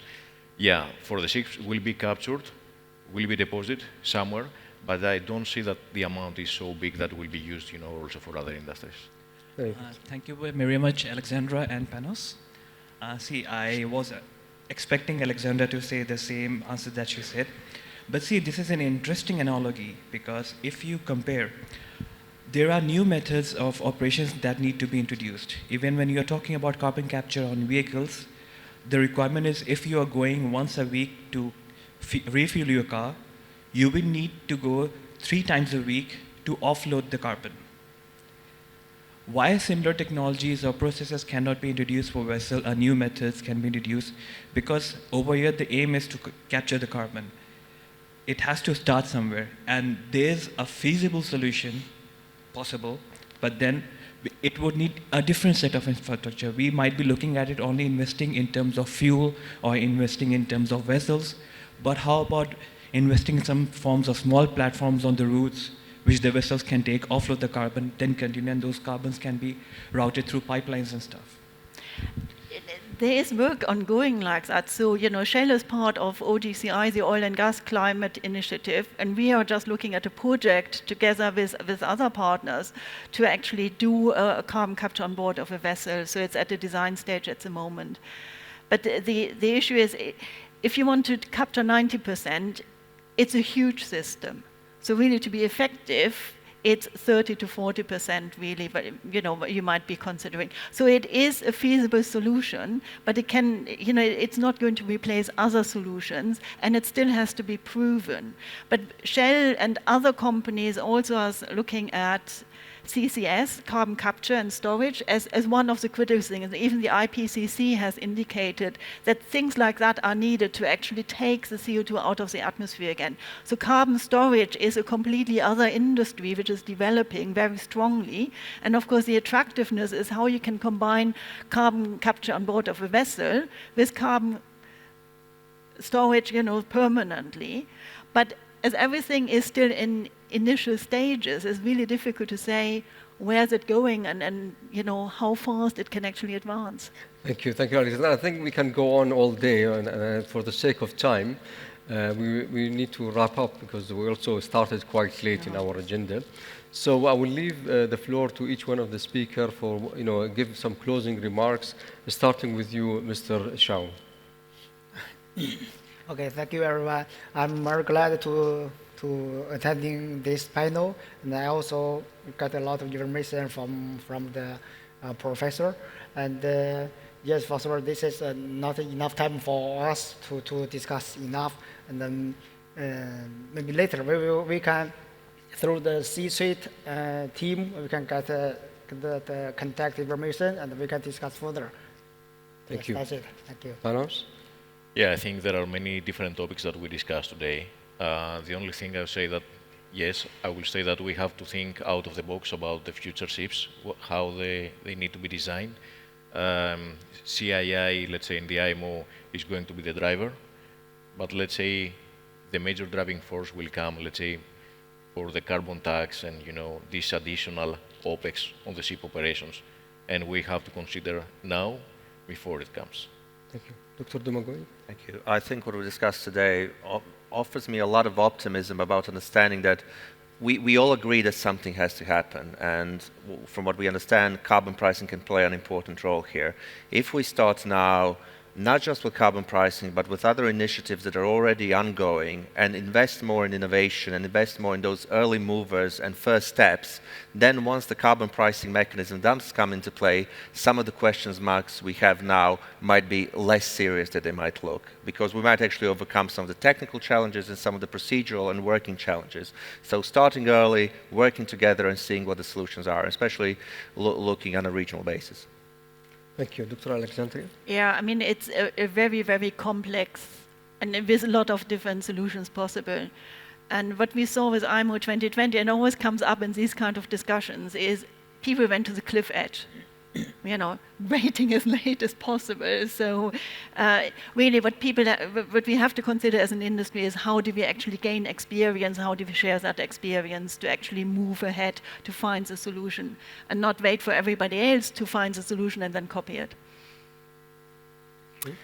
That's a very good point from Dr. Ebbinghaus, that the IMO 2020 was a one-day edge, right? And everyone waited until the absolute last second or a month after to change over.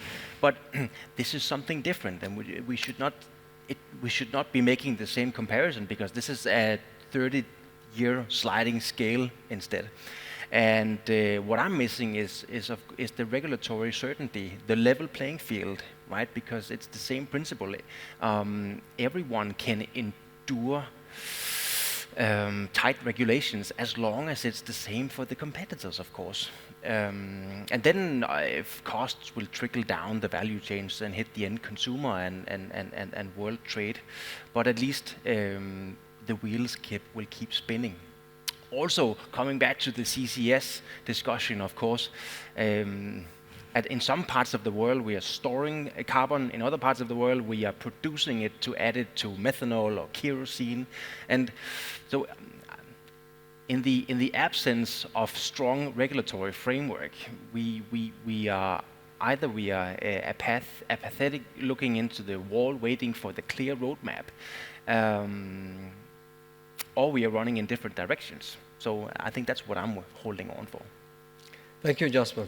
So as you can see, this topic, honestly, you can go on for days, and you will never get to a final conclusion of what is the the right answer for everybody, because there isn't. Honestly, for me, the best solution has been that we all need to work together. We need to, as as a regulation body, as a fuel supplier, as a engine maker, as a shipyard, as a ship owner, we all need to work together in order to come up with the best solution that it actually fits for the specific trading pattern of that vessel, which is going to be built for this trade. Otherwise, we can all, be facing a lot of challenges moving forward to meet these regulations. I just want to finish by, a quote from my good friend Ali Shahab. He said, "You start this topic by one question, and then you finish with your mouth is full of questions, still you have no answers." But I hope you enjoyed the session of this today, and please, round of applause for all the panelists. Thank you very much. So our next session before lunch is, we're going to talk about, there is a presentation for fuel consumption in the spotlight. Can air bubble speed up the transition? So, I would ask the panelists, thank you very much, and you can go, sit with the audience. Thank you very much.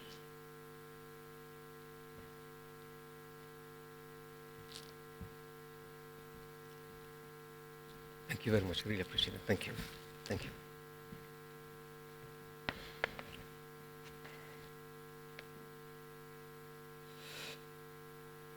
So let me introduce our next speaker, Mr. Craig Patrick, VP Sales, Silverstream Technologies.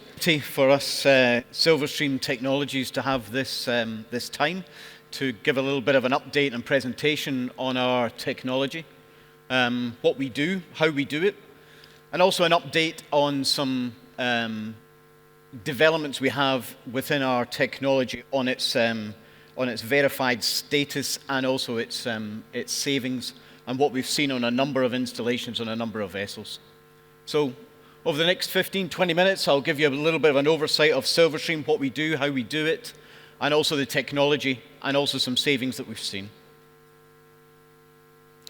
So just an update of our business, who we are, what we do. We do air lubrication. We put bubbles under ships. It's as simple as that. We've been doing it now for a number of years, but in the most recent years, we've seen a huge growth in our business. And that's seen Silverstream Technologies being voted the 4th fastest growing business in Europe between 2018 and 2022. So it's something that we're very proud of. And it also shows a great endorsement for the technology within shipping, that what we do and what we're delivering is actually working. We currently have over 170 systems contracted to install in both new building and in retrofit. And out of those 170 systems, 36 systems are already operating and are already delivering data back to us in order to verify the savings that we've contracted to deliver. We've just been awarded the King's Award, the UK King's Award for export as well, for our work that we've carried out in both China and Korea in our new building markets. And we've recently become ISO accredited and growing our business to over 120 people. So how do we do it? What do we do? Typically, in marine and in merchant, we're putting compressors in the bosun store area of the ship. Those are small compressors. They're delivering air to the underside of the ship. We deliver the air through pipework directly to the flat of bottom, and typically the air release units are sitting on the leading edge of the flat of bottom of the hull. By delivering the air in a very specific way, that air allows to lubricate the flat bottom, and by lubricating the flat bottom, we deliver a gross saving. We then subtract the power of the compressors from that gross saving, and that gives a net saving. And typically, we're seeing net savings in what we do between 5 and 10%. And it's this emission saving that has driven the growth in our business, the exponential growth in our business in both new building and retrofit in large vessels. Typically, from a retrofit point of view, it can be installed during dry dock. We don't extend the length of a typical dry dock. in all of our installations and our retrofits to date, they've been taking place during a normal dry docking period. So one very important project for us, a project that we've done recently and we have contracted over the last couple of months with CSSC Jiangnan, is for 6 new building vessels for ADNOC, 180K LNGCs that have been contracted at Jiangnan Shipyard. All 6 vessels will have Silverstream's air lubrication technology installed. And as part of that vessel design and development, there has seen a number of areas that has allowed that air lubrication to work well in collaboration with other technologies that exist on board the vessel. So the vessel air lubrication is supplied by shaft generation, which is one of the most efficient ways in order to provide the power for our system, because then it's coming from the prime mover rather than from auxiliaries. The vessel also has a number of new technologies around about its engine and its reliquefaction system.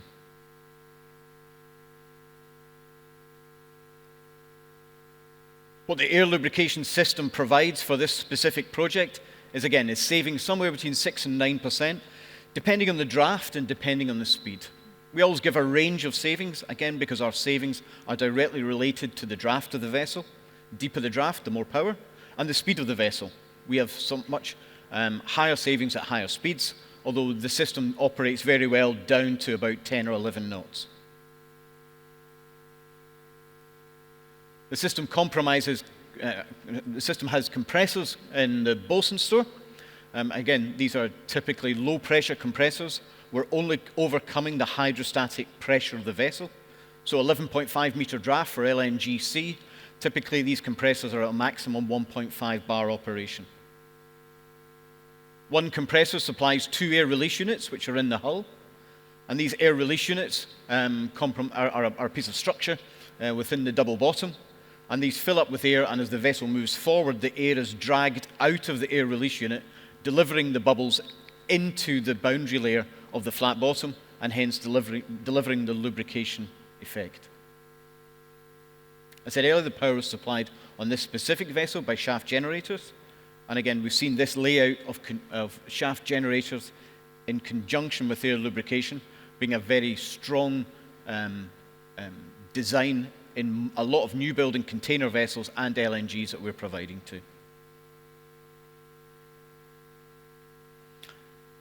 These show the air release units. So typically these are fabricated either by the shipyard or by our supply chain, and these are installed within the flat bottom of the vessel. These are the same air release units that we'd install for both new build and for retrofit. It's the design of these air release units that is the specific IPR behind Silverstream Technologies. Air lubrication itself has been around for a number of years, but most of the systems that have been installed have been expulsion systems, where they expel the air under high pressure underneath the vessel, hoping to allow then, therefore, a net effect of that air to then be entrained back into the boundary layer. How Silverstream achieve it is slightly different.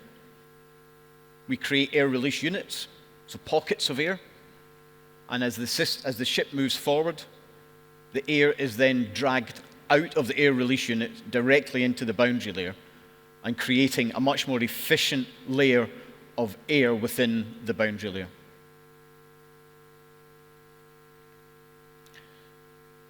This video here, which I think may start, this is from a full-scale test of an air release unit within HSVA's cavitation tunnel. Obviously, we can't do model testing because, as we all know, bubbles don't scale. So this shows the full scale of air release unit being operated.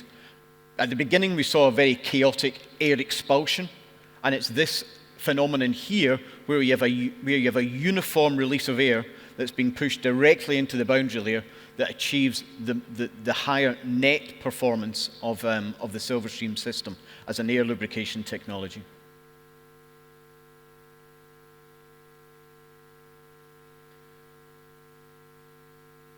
And it's not just, the theory that I'm here to talk about here.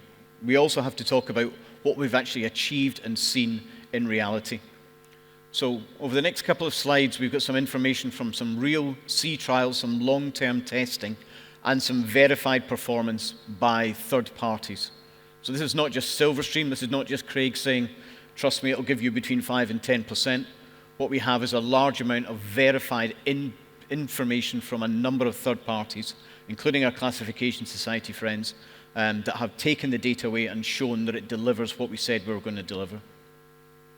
So this is from the sea trial from an LNGC in Korea, showing system on, system off, which is quite a nice visual representation of exactly the amount of air and where the air is within the wash of the vessel.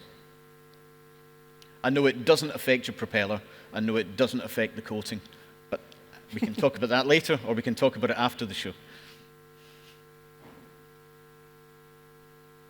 So the theory. What's the theory behind what we do? So out of the total resistance of a typical LNGC, 65% of the frictional resistance, 65% of the resistance is from friction.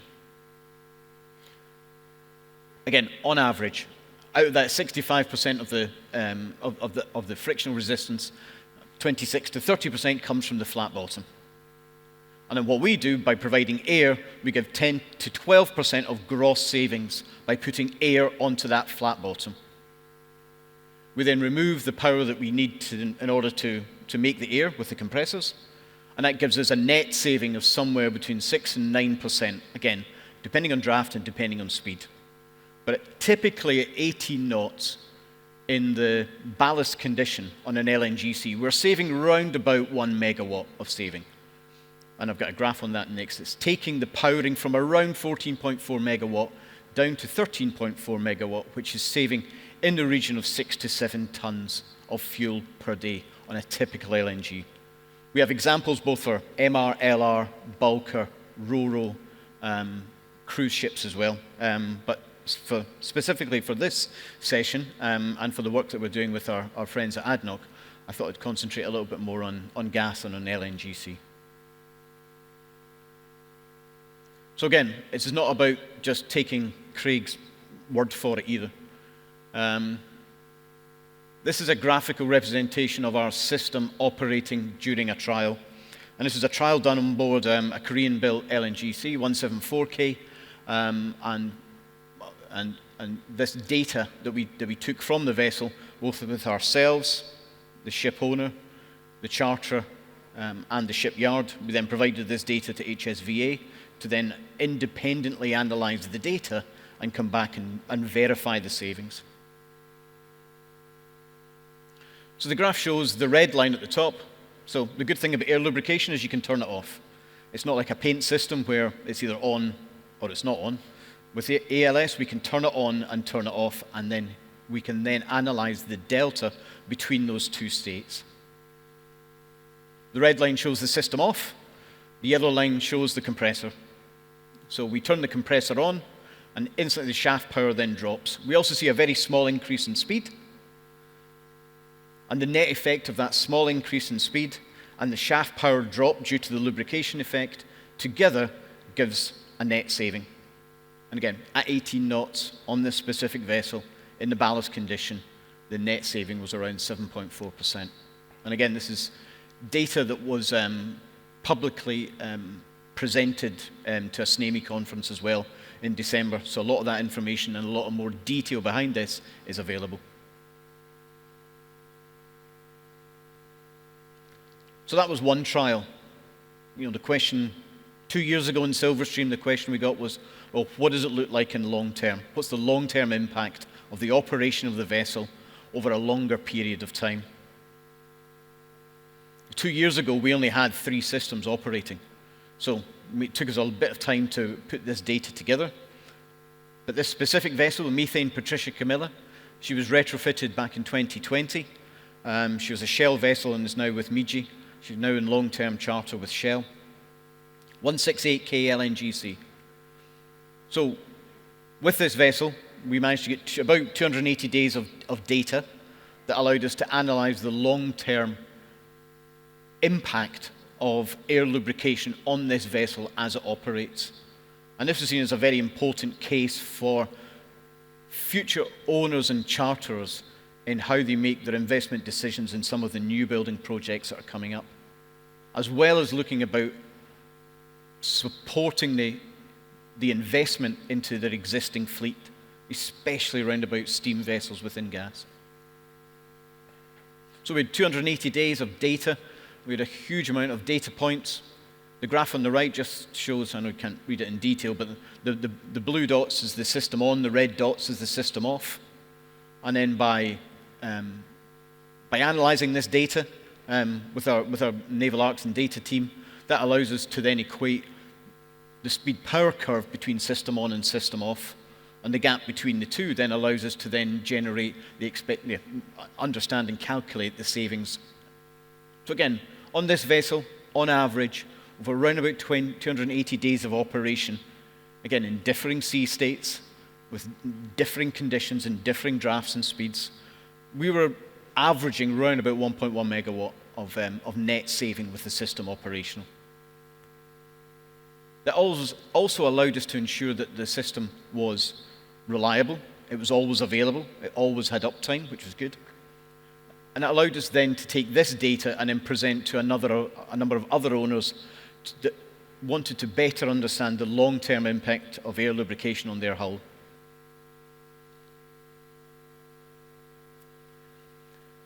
We also have a growing fleet, so we have one ship owner that now has 6 new-build LNGCs, all with our system on it. So we've managed to open it up, instead of from a single vessel point of view, we can look at it from a 6-vessel wide point of view. That allows us a lot more data points and a lot more analysis, and that allows us to better define the savings and better define the speed power curve relationship between system on and system off. So again, big busy slide, lots of information, but the idea is the fact that from a fleet-wide perspective, we're starting to build up this data that allows us to better understand the impact of the technology over a longer period of time with different ships, and then look at that data in order to be able to provide some performance optimization. Every ship within this fleet gives a different number. And what we're doing with our data science team is understanding what's the variables in here. What advice can we give back to this operator to say, if you do X, Y, and Z, you'll have more 7 and 8% of savings rather than 5 and 6% of savings. We're doing this work also in the Ro-Ro space with the owner Grimaldi, who has 9 of our vessels. And again, in collaboration with Grimaldi, we're getting a huge amount of data back from them that allows us to, in order to work out how we can have more 6 and 7% net savings and less 3 and 4s.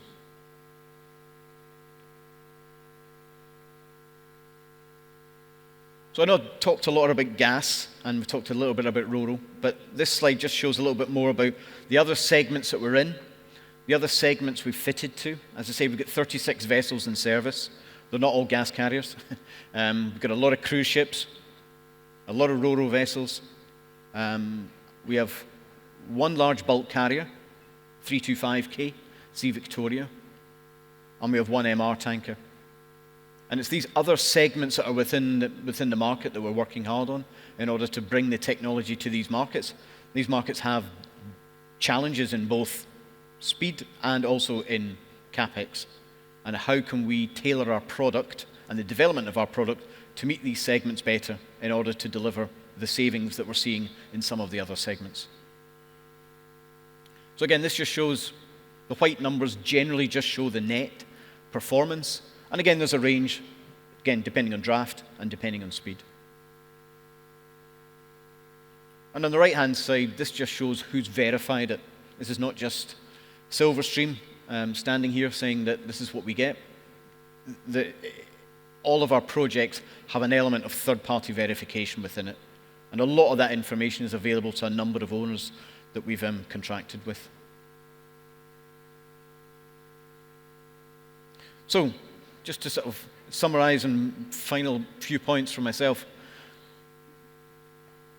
This is our current application. These are the vessels that have either contracted already or about to have the system installed.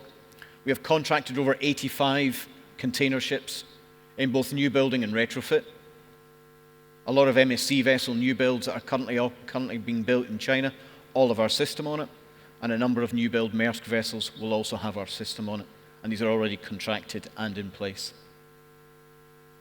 In the last week, MSC's very first vessel with our system has just undergone a 25-day period of testing, where we ran the vessel from Singapore up to Suez. She's the biggest container vessel in the world, MSC Irina, at 24,200 TEU. She has our system on board, and we're then doing a lot of analysis to show that the system is delivering the savings that were expected and contracted at time of order. I say we've got a lot of gas carriers, and again, I'll draw attention a little bit to the names. We're very fortunate that a company the size of Silverstream, we're managing to engage at this level with ADNOC, with BP, with Chevron, that allows us access to them to understand our technology that is now being retrofitted and fitted to some of their new build vessels. So over 30 gas carriers are already contracted to have air lubrication fitted. Also here is Northern Lights.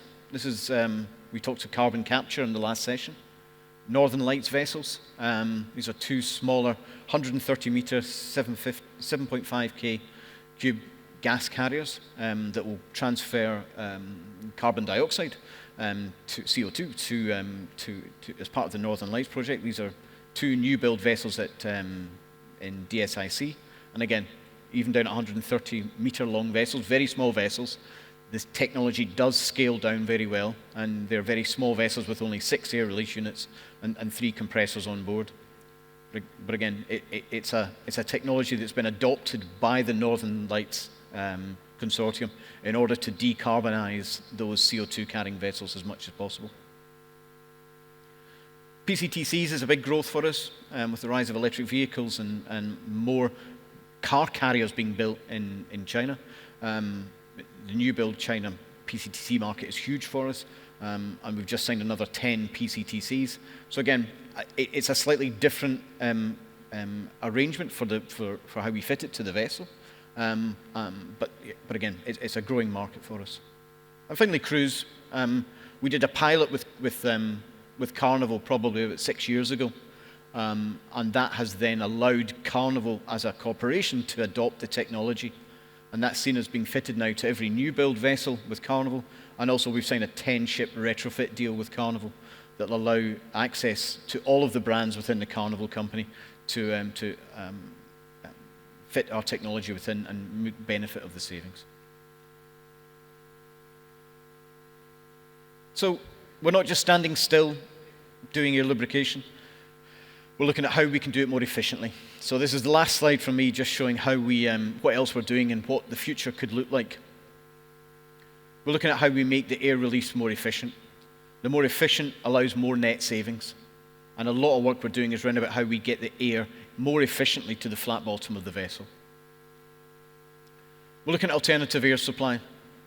Different vessels have different ways of generating air and delivering air on board the vessel. So how can we take advantage on different segments to take the air from different parts of the vessel in order to feed the air release units? Because if we can do that and we can achieve that, then more of the net savings will be left over. We're doing a lot of work with interaction with coatings and the coating manufacturers to understand the interaction between air lubrication and the coating. What we do know is that it doesn't affect the life or the performance of the coating. That's been established. But maybe there's something around about how we extend the life of coatings and how we extend the life of the coating on the flat bottom with air and without air. And we're doing some work in that space just now with a number of key coating manufacturers. And finally, UIN, underwater noise, underwater radiated noise. From all the work we do with cruise, especially with cruise, we know that air lubrication and the release of air under the vessel can reduce the vibrations and the noise that's emitted from the propulsion chain. Most difficult for that is how do we measure it? And with a number of partners, again, we're measuring what we can do within URN to see what we can do in order to provide some support to maybe some future work round about classification societies' URN classification. There's something there with air lubrication.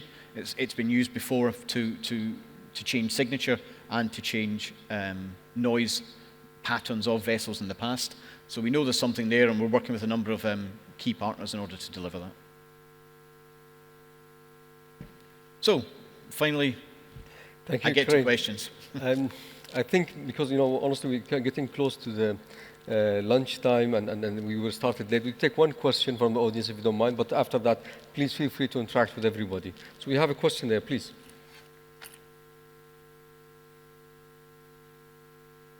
If you can have the microphone, please.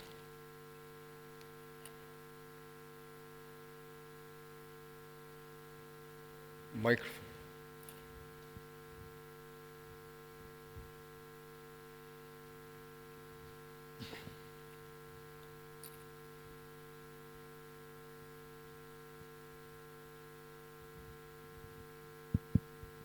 Hello. So nice presentation. Thanks for that.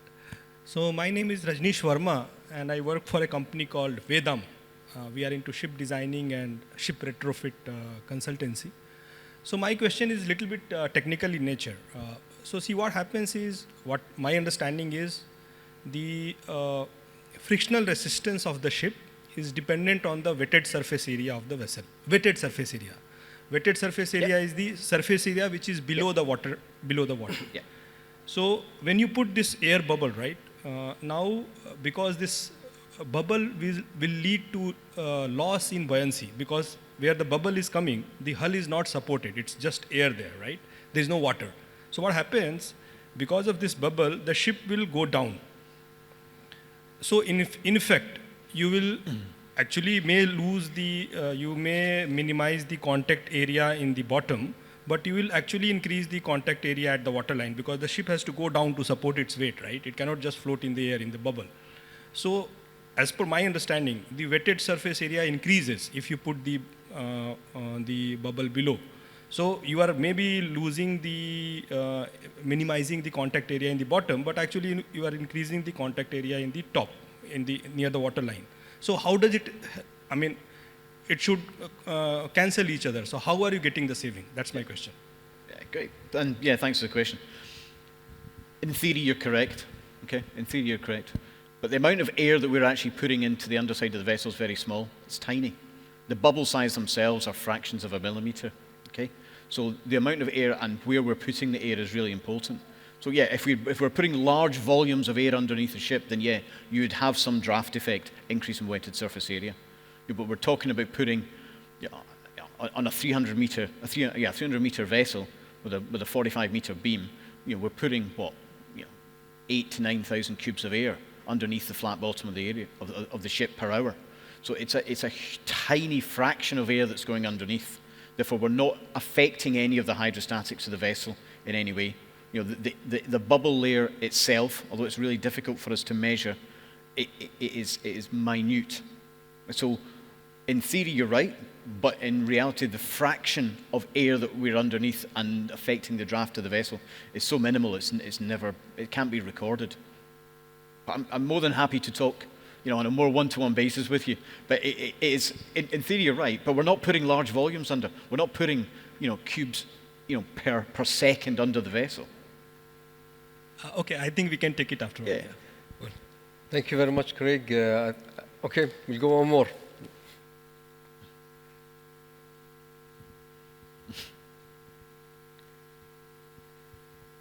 Hello, my name is Anastasia Kampa. I'm operations manager. I'm representing Midstar Shipping. And I have a commercial question. So what will be the costs associated to install this system on board? And you discussed a lot about the new builds. But what about the second-hand ships? Is it possible to install the system on a second-hand ships? Yeah, sure. Obviously, payback's important. And 3 or 4 years ago, payback expectations were different to what they are now, especially around about decarbonisation. On a new build perspective, typically looking at 6 to 7 tons a day on a gas carrier, we're looking at payback probably within 1.5 years for new build. On retrofit, obviously we've got the installation cost, so that pushes that return on investment out a little bit further. But again, on LNG, we've seen payback, depending on utilization factors, number of days and et cetera, we're seeing payback in the region of 2.1, 2.2, 2.3 years for retrofit on LNG. Now that changes that's a ship that's consuming 100 tons a day. Obviously, if you've got a ship consuming 40 tons a day, we do have a smaller system, but again, depending on utilization, etc. So what we do for a lot of owners, for you to answer your exact question, is you give us some of your ship data, your operation days, tons of fuels per day that you're operating with, the hydrostatics of the vessel. With all that, we then go away and come back and say, this is what ROI typically looks like for an installation in a Far Eastern shipyard. Yeah, let's say, like example, yeah, Supramax ship, 10 years old, consuming 25 tons per day. Sorry, say again? As an example, it could be Supramax ship, bulk carrier, 10 years old, and consuming around 26 tons per day at 13 knots. Yeah. So yeah, on an example off the top of my head is from a Kamsarmax, so similar-ish. A typical capex for a Kamsarmax, around about 800K, and then we have to install in the dry dock as well. So, and we've seen huge variability in the install cost, but again, maybe 400, 500,000 to install. This is all very rough numbers. So, we're saving on average on Kamsarmaxes in the region of about 5 to 6%. So, I don't know my calculator here, but depending on the number of days that you're operating, and depending on your drafts and your speeds, etc., again, with the operation, we can put all that together and say this is roughly where it is. Okay. Thank you, Craig. Really appreciated a very fantastic presentation. Please, round of applause. Thank you. Thank you. So this is it for our morning session. So hopefully after lunch we can meet at 14:15, please. So we have. Hopefully we can catch up with the time with our original schedule. Thank you very much. Thank you. Really appreciate it. Thank you.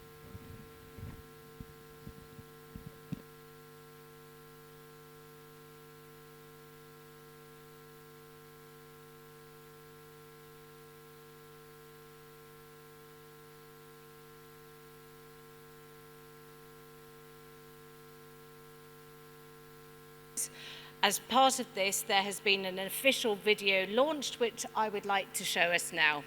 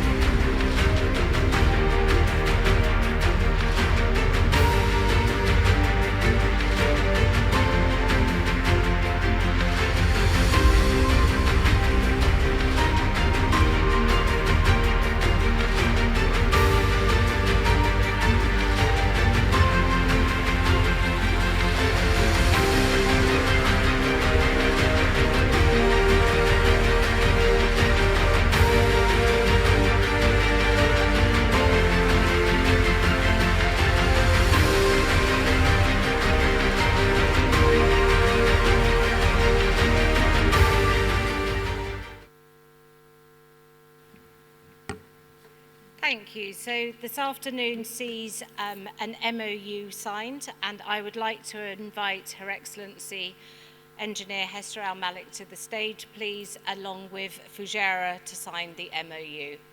Thank you.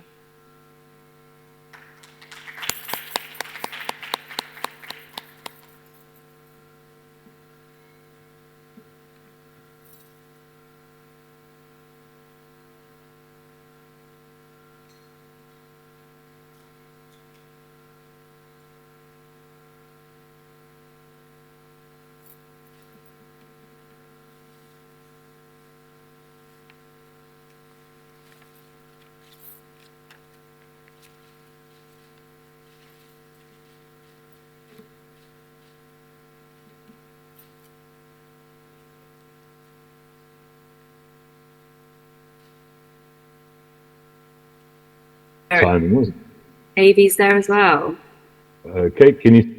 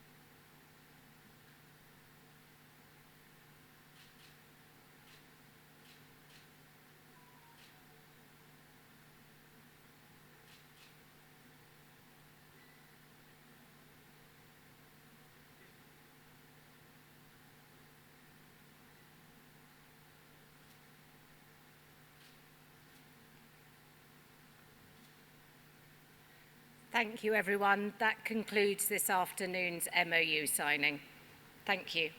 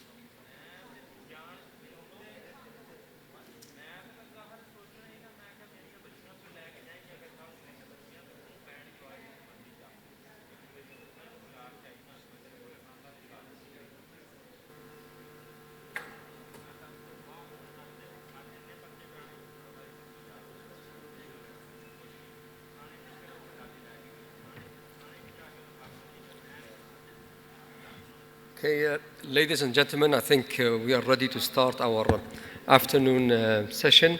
Our first session, it's quite interesting, and it's picking up a lot of momentum lately. I mean, I've been following up wind propulsion for a while, and there has been a lot of challenges for this solution to actually get real momentum, and we have seen it, in the past couple of years, a lot of interest from the market and a lot of drivers. So we hopefully will be covering these, solutions within this session, and what are the added value and the challenges that are actually associated with it as well. So our first speaker, he's actually joining us through Zoom, Mr. Gavin Allwright, Secretary General, International Wind Ship Association.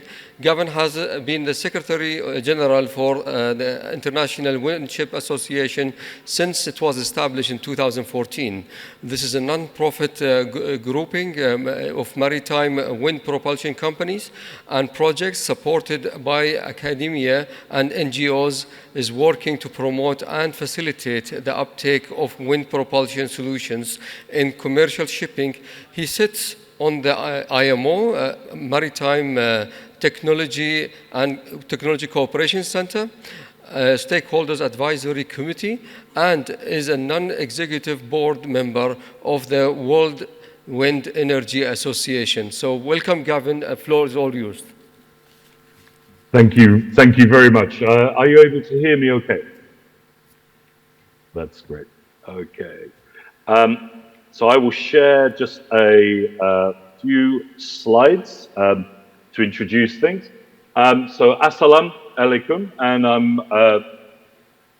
I apologize that I'm not able to join you in person, but I've been asked to give just a broad outline and overview of wind propulsion and how that is fitting into the decarbonization agenda, and also where we are roughly in the market and the projections going forward.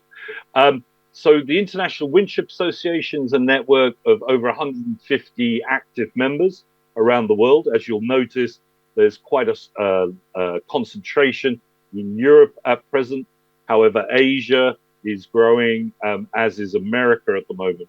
So there is dissemination of these projects and technologies that's happening at present. So what does wind power actually deliver? What are we talking about here?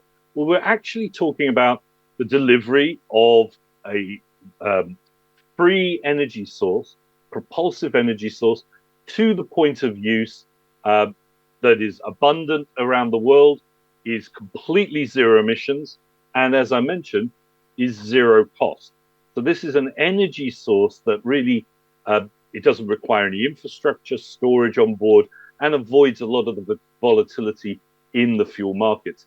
The technologies themselves are certainly not free. However, this is the only propulsion system that will actually be able to pay for itself. Any other system or fuel is pretty much going to be a cost, a net cost. Wind propulsion is actually coming in without those fuel costs. And of course, we're talking about 21st century technologies here. So everything from kites, rigid sails, rotor systems, soft sail, which are obviously the traditional sections, and suction wings or suction sails, which we'll hear a little bit from Christina about. And as a retrofit option, we're talking about 5 to 20% propulsive energy, potential to optimize up to 30% when the ship is run as a motor vessel. If you're able to optimize and use voyage routing, wind routing, etc., and you're optimizing a new build vessel, then you could be talking some very high savings indeed. And as this graphic shows you, wind propulsion is along the top here, a very elegant solution. Pretty much there's no conversion that is required. Do we need alternative fuels? Of course we do, and I'll mention that in a moment. Where are we today? Well, the market is growing. There are 24 ocean-going vessels with wind assist systems on board. Sorry.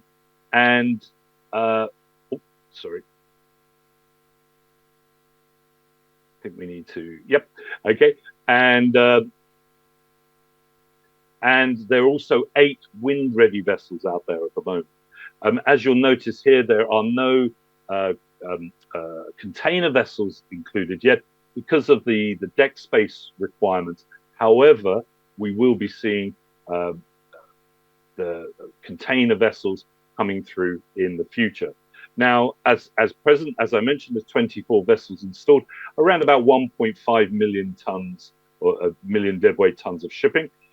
We're likely to see that double this year. So actually trebling the number of installations of last year, bringing up to around about 3.3 million deadweight tons. And as you'll see, the bulker sector and the general cargo sectors are 2 of the big driving sectors at present. But tankers are starting to increase too.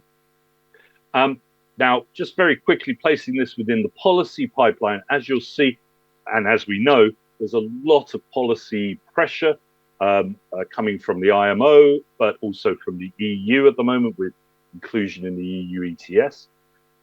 The dashed line that goes through the middle of this is actually the projections, third-party market projections for wind propulsion coming through, and from the EU and also from the UK Maritime Plan.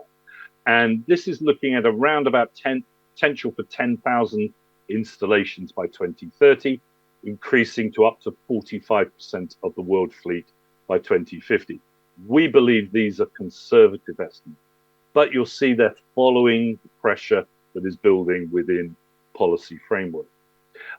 Just a couple of additional slides. One is around the trends that are developing. We have wind routing developing, which is a way to really optimize vessels, even with LiDAR being utilized, potential for large rigs to actually map wind coming into the vessels. And we're starting to see things like modularization, wind-ready vessels, and the scaling of production is going on as well. And just the last two slides, just to throw a couple of questions in there. We take an approach that looks at a hybrid way, where wind would be delivering around 20% across the fleet of energy requirement.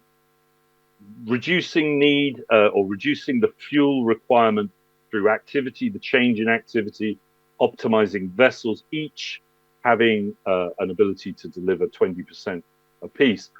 This reduces the amount or the weight on the eco-fuel side of things. And if we take that and extrapolate that out, if wind was actually to be deployed extensively across the fleet this decade, the fuel savings that it would accrue would actually fundamentally pay for the rest of the transition, around about $1.3 trillion. And the estimate is between 1.4 and 1.9 trillion dollars will be required to fully decarbonize the fleet by 2050. So wind could be a major lever in releasing the funding required for decarbonizing shipping. Hence, in a sense, on a macro scale, potentially having our cake and eating it. And this is my final slide. Just that all of these companies are involved either in installations, technology development, or research and development of wind propulsion vessels and wind propulsion technologies. And you'll see some very large companies here that are getting involved. We believe that the wind propulsion will be mainstream in the coming years, and these are mainstream players acting together to do that. Thank you very much.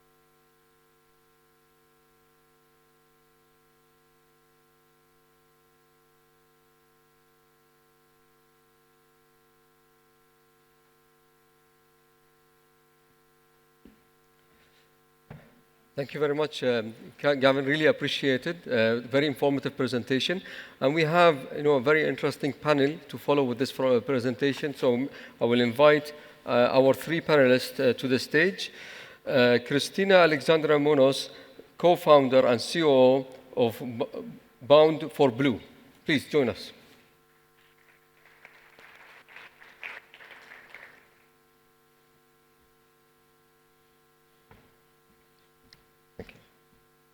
Jamil Al-Ali, Middle East Regional Commercial and Business Development Director, Bureau Veritas, Marine and Offshore.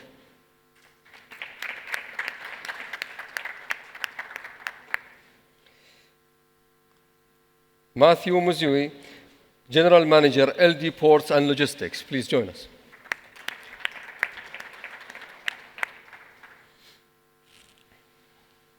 Thank you, Matthew. Please have a seat.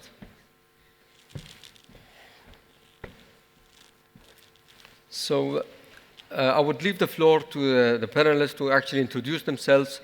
Then we will go through further discussions into the wind technologies provided and how it is actually put in application and verified and approved by the class as well. So Jamil, please introduce yourself. Good afternoon, ladies and gentlemen. It's a pleasure to be among the familiar faces in the audience.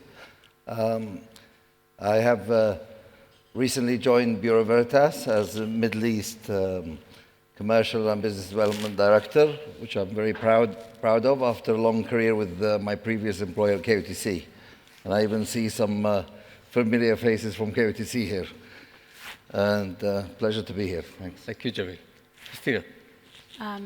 Hello, nice to meet you, everybody. I'm not coming from a long experience in maritime industry because, in fact, my background is in aeronautical engineering, which, of course, has to do a lot with the wind propulsion technologies that are needed in the maritime industry.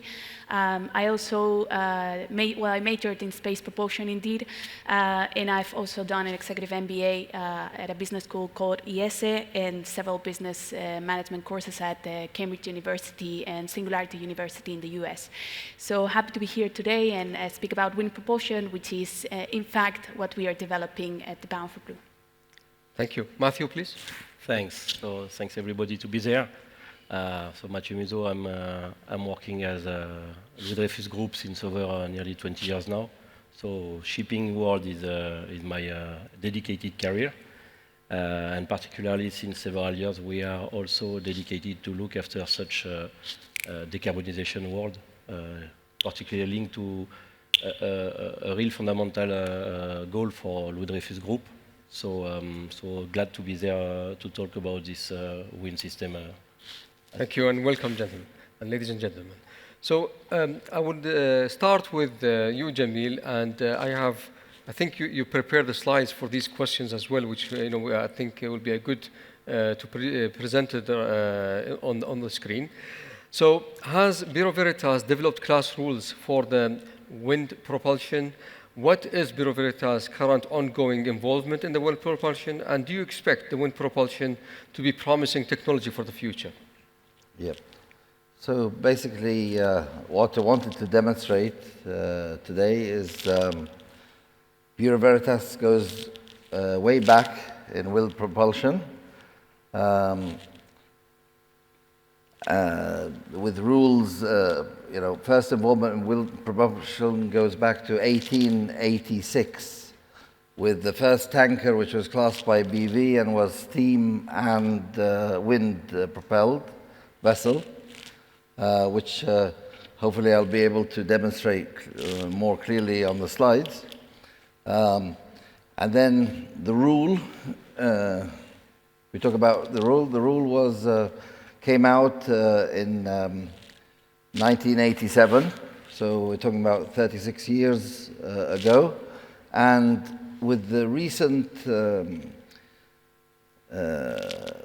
focus on wind has been recently revised in 2021. So this is just to demonstrate that a long history of Bureau Veritas' involvement in wind propulsion.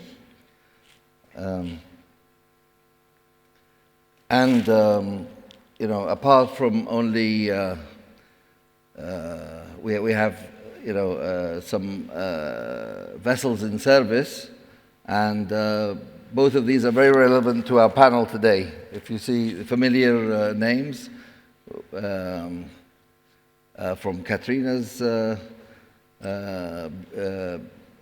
Beyond Blue, and also of Mr. Matthew here, company, who actually are the company who transport components for Airbus, I believe, from France to other places in the world.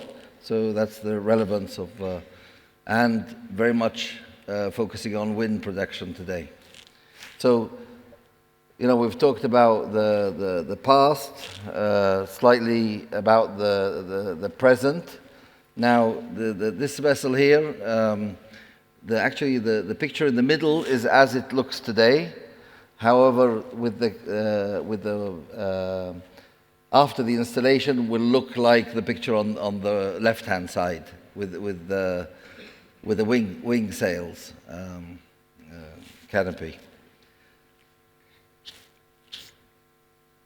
So this is just to demonstrate that we have been involved in several approvals in principle already delivered, and there are several ongoing ones in progress, as well as third-party certification process which is ongoing from BV side. And with that, I will hand over back to the moderator. Thank you, Jamil. Very interesting. Christina, could you talk about your technology of suction sail? What is it about, and how does it really achieve the cost of efficiency in fuel consumption and support the propulsion of the vessel? So this type of technology, if we move far away from today, tried to be developed in the Second World War in the aeronautical sector. So they tried to introduce suction into the airplane wings of the airplanes. But they realized this didn't have a real good application to aeronautics. Then in the 80s, there was Jacques Cousteau, oceanographer. I'm not sure how many of here will be familiar with Jacques Cousteau, hope so. He hired 2 doctors at that time. In fact, one of them is the only one alive, forming part of their team. He gave a mandate to those engineers. So you have to develop a technology which is smaller, so more efficient than a wing sail, and that not rotates as a rotor, so less vibrations, less noise, and so on. And they came up, again, with the suction concept, so applying suction to sails to produce direct propulsion. So the benefit of this type of solution, which is the one we are offering, is that it offers between 6 and 7 times more propelling force than an airplane wing, but at a very low cost. So because it's not rotating constantly, the need of OPEX is smaller, plus also the CAPEX. You don't have to go to composites and so on. So you get a good balance between cost and saving. So we're as good, as efficient as rotors, but being less expensive, so more affordable. So that's the benefit of this type of devices. Very, very interesting. Matthew, I think you are one of the really fast movers into this kind of technology, and you have actually applied a number of systems. For example, you have the kite system already installed in your vessels, and you are going to install the suction sail as well. So, I mean, could you tell us more about, what actually made you move into this direction, and where are the values that you already captured in the kite system, and what are the values you're expecting even from the suction sail? Yeah, thanks for this introduction. Yes, indeed, in Hydro-Effus, we are looking for the reduction of CO2 emissions in years. Initially, by reducing the speed of the vessel. That was a long battle, not succeeded. So we have worked in a way to try to find some solution on that. And ideally, it's coming from since about 4 or 5 years. We are really working on to implement, to retrofit all our vessel with some wind-assisted system. So we have started, thanks also to the support of our client, because we need to have the support of client in a way to also invest at some stage. It needs to have a research and development behind that, because you may have makers, but you need to have ship owner to install on board vessel to finalize, to demonstrate the returns. So we have been one of them. We have worked, as you mentioned, with the company RCs now since about 3 years. It's installed on it's the first system installed on board a vessel. Still under development, still a lot of things to learn, but we do not stop our research, and we will install 3 suction cells in coming months, also on one ro-ro vessel. And we are working also for new build vessel, because again, we have to renew the fleet. As it has been provided by Gavin at the early, you can have some benefit on the retrofit, but the best benefit is really on the new building vessel, because we are trying to develop and to design the vessel purposely for wind propulsion. And we are not talking anymore about wind-assisted propulsion. We are going wind propulsion as a main propulsion. So it's what we are looking for our next generation of vessels that should be built starting at the end of the year. So this is the target. Very good. If you don't mind me asking, I mean, this is for also the audience understanding, what type of vessel did you install the kite system? And what is the trading pattern of this vessel? And what is the captured saving so far for this vessel? So for the moment, we have installed this equipment on our ro-ro vessels, mainly because they are really suitable for their trading, because it's between Europe and US. So we are using perfectly the wind support. We have some other fleets which are very low-speed vessels, like cable ship layers, that are very limited impact on the wind propulsion system. So we concentrate first on this type of vessel in our fleet to make the test. The expectation that we have on different systems, it's about to save around 15 to 20% on consumption on these vessels. But on the new build vessel, we are looking more on 55 to 60% over a year. So this is really the target that we have. Oh. Jamil, what's the role of BV during the project execution and installation? Could you elaborate more about this, please?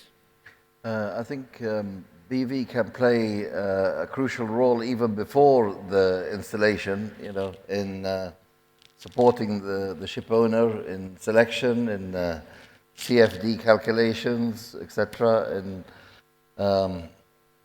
And then later on, when it comes to let's say preliminary study or approval in principle, and later to plan approval and class certification approval.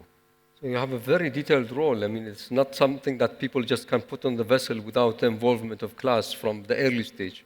No, I think you know, and as the challenges get more difficult, let's say, I think the solution is collaboration for all the various stakeholders to work together towards. I mean, if we say that the main driver in this is decarbonization and saving the planet for future, okay, it is maybe regulated by the IMO and other bodies, regulatory bodies, including class, by the way. However, we should not lose sight of the ultimate goal of decarbonization and saving the planet for future generations. So if that is a common target, then we should work together towards that target. Excellent.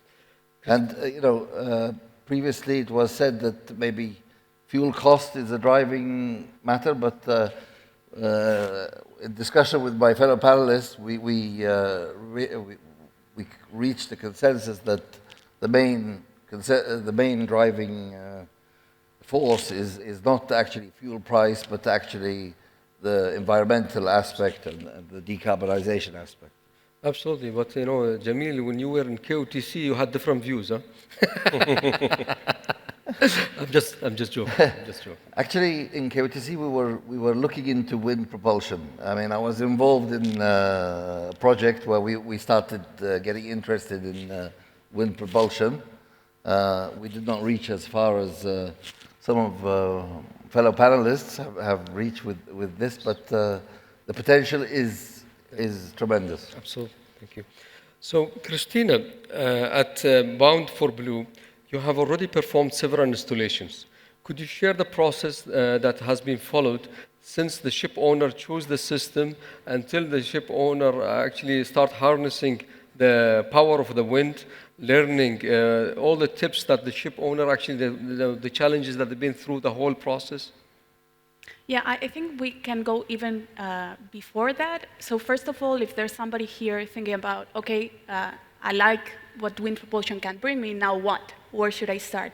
So some clients have their own engineering departments to analyze the potential of the type of technologies and the suitability for their fleet, but others don't have these capabilities within their companies.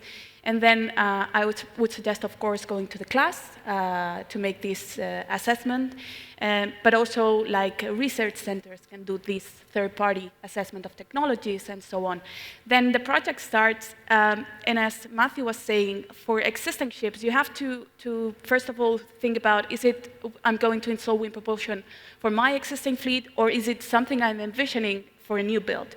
So for existing ships, unfortunately, you have to do what it's possible. I mean, you cannot reinvent the wheel there. So there you don't only have to look at the best efficient way of putting the sails on the deck to maximize the aerodynamic efficiency, but then comes the operational side. So am I going to operate my ship, be able to operate it in the same way by having the sails here? What's happening with visibility, with something that has to be checked with SOLAS, but also is the crew going to be happy with having less visibility maybe? There's certain things you have to look on. Then you also have like deck reinforcement. You have to look also at the effects, like lateral effects you could have, positive and negative. I mean, putting the sails on one side or another, putting in certain spaces will make your rudder be in one angle or another, that will have an effect. But then, of course, you have to look at the positive side. Having sails will make your ship more stable, for instance, under a rolling moment. So it's looking at the overall approach. So this would be treated even before selecting the amount of sails and the size. So once you get on the existing fleet this general arrangement, number of sails, and where you're going to locate it, then you start manufacturing, you start working with class. Some classes require certain approvals that are a little bit different. Then last is like installation very fast. In less than 1 day, you can have the sails installed. It takes, normally you usually do it in the same time that the ship is doing shipyard activities. So you don't stop the ship on purpose. You look at the stops that you're having. And then you make stability tests. You get all your stability checks, and you can start sailing. I mean, it's a long process at the beginning. Manufacturing takes less than 2 months, installing less than 1-2 days, depending on the size and the number of units, of course. And then, I mean, you just get free energy for your ship. Yeah. I mean, it's quite interesting. You know, you very much simplified it. But to actually construct the suction sail, how long it actually takes? What's the lead time? And how do you do the integration within the vessel system? Do you need to connect it to the power system? Do you need to upgrade the power system? Is this something that, you know, the vessel owners had to go through? I think this is key in terms of to reach really zero net, like sustainability in the shipping industry. We need collaboration with all the companies, plus also the ship owner, which is taking also the lead there to really drive all companies. So right now, you can install the sail and just operate it as its maximum, but of course you will not enhance full profitability there. So you have to consider that you have an engine, you have to operate it with the engine, you have the propeller. So how do I have to operate the propeller, if I can, or should I make any changes on the propeller to make the overall energy management system work in a correct way? It's not just the sail itself and the engine itself, but working all together. So this is in the existing part. And in the, of course, new builds, we're dealing with new builds right now, a multi-purpose vessel. We're looking at all of these, but for sure on the existing side, that's a little bit more different, and it involves all companies to be really devoted to bringing all the energy, like all the softwares and the controls, and deliver like a whole energy management system for the owner, for the crew, and for the captain. So you can enhance this technology. Then you also have like wind, like optimization, route optimization. So it's up to the ship owner if they want or they don't want to really go to better windy routes to get most out of the wind. Then there are owners also that are thinking, okay, maybe I should have some part of my fleet just going with sails in the routes that are more profitable for this type of technology, and rather the rest of the fleet will not have sails, but rather other technologies which are more suitable for other routes. So it's a mix. Interesting. Matthew, did you guys consider the rigid sail and rotor sail? I mean, do you have any experience with this? If you could share it with the audience as well. Indeed, in fact, we are considering all systems. For example, the vessel that we have designed and that we start new building in September, we have designed the vessel able to fit with all and single system of wind system. So whatever is suction sail, rotor sail, all the rigid sails, we have looked all of them. Why? It's because we are not owner about any system. And what we are looking for is the most convenient system that will fit, let's say, a bit of tailor-made on our project. So a system may not be the most suitable depending the route you are following. Then it's a good point that Gavin highlighted is it's always necessary to look after the routing adjustment. It's changing. There is a huge optimization behind that, and it's very important to understand. So we are looking different type. We have not yet taken our decision for the next vessel, so this is why we are looking for with all the different suppliers. But each technology have an interest. Some are different. Some have also. There is some point that, as a ship owner, we have to consider. There is also some cost. There is some capex investment. There is some return behind that, and it's also a good point to highlight that it will have to be linked to the client, how it will have to consider that, what will be the return for him, and how we will be able to also finance such system. So there is some support from government, from European, from family funds that has to be considered, because this 1.4, 1.9 trillion billion dollar, it's not something that ship owner will be able to invest. This is clear.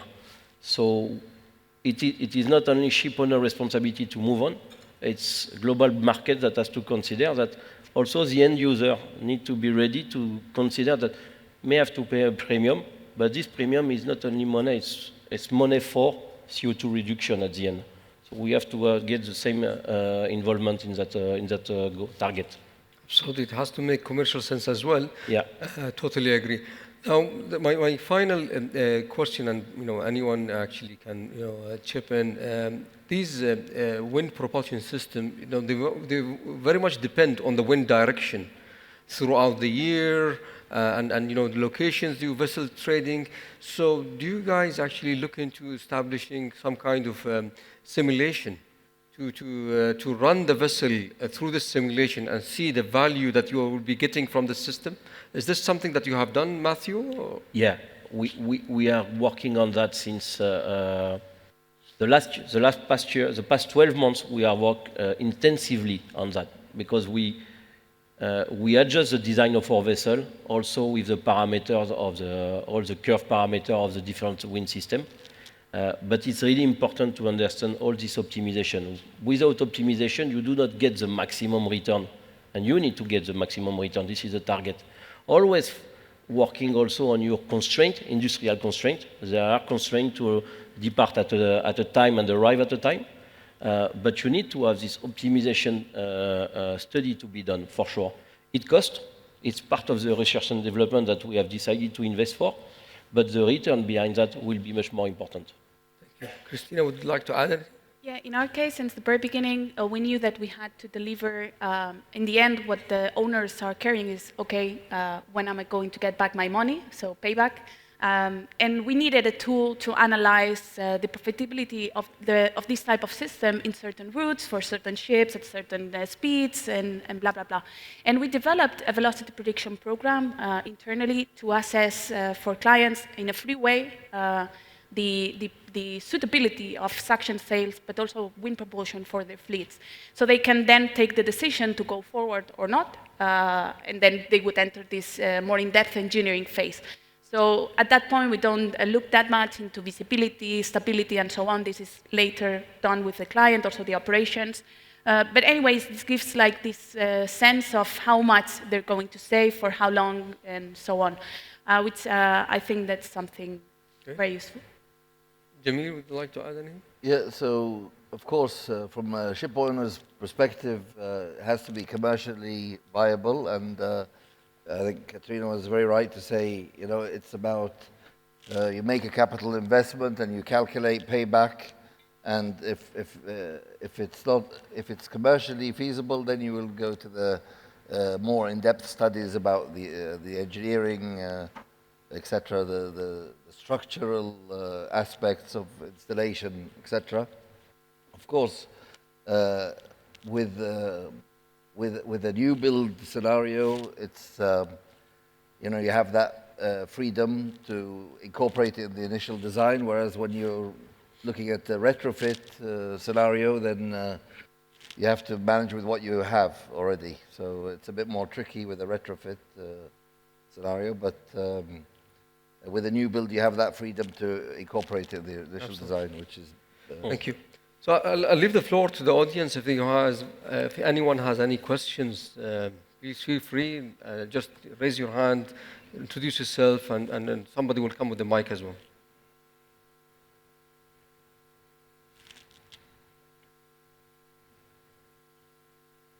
It seems it was very informative, Yeah. and it's very clear. Either that or they're falling asleep. Yeah, must have been a heavy lunch. Okay, great. I mean, we can close, so I'll leave the floor to you guys to have final closing remarks. So we start with you, Jamil, please.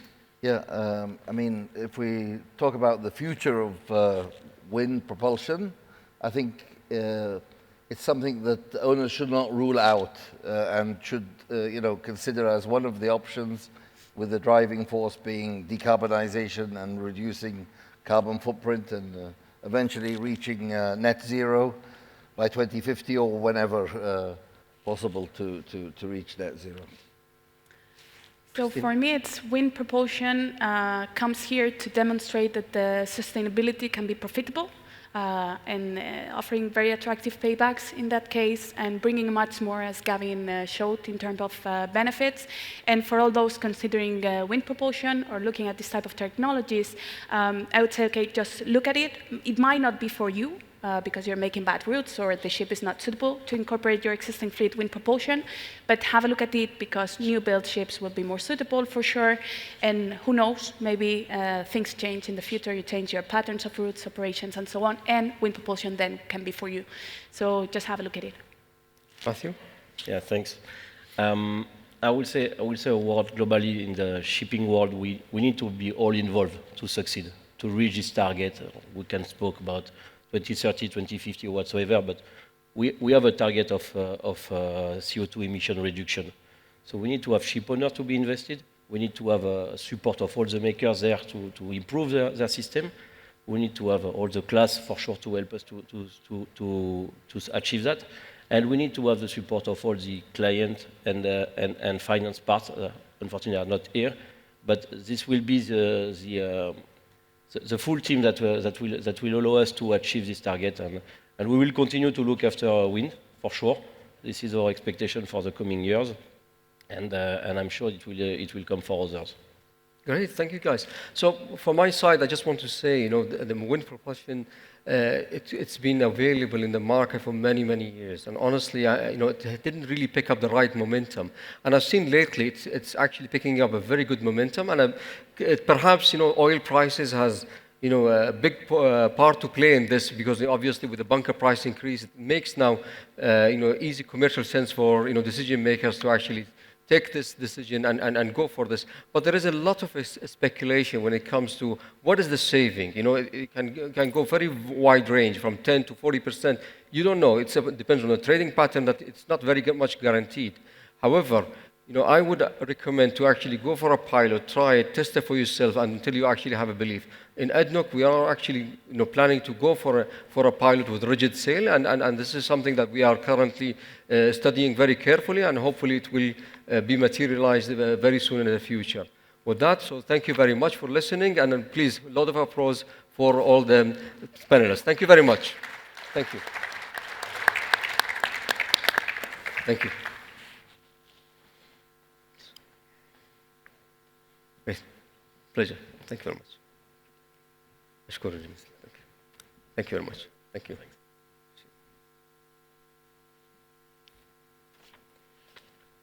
So I think Ali Shahab must be very pleased that we are catching up with time, yani, so you don't have to wait too much until you get to your session. Assalamu alaikum, Abdul Wahab.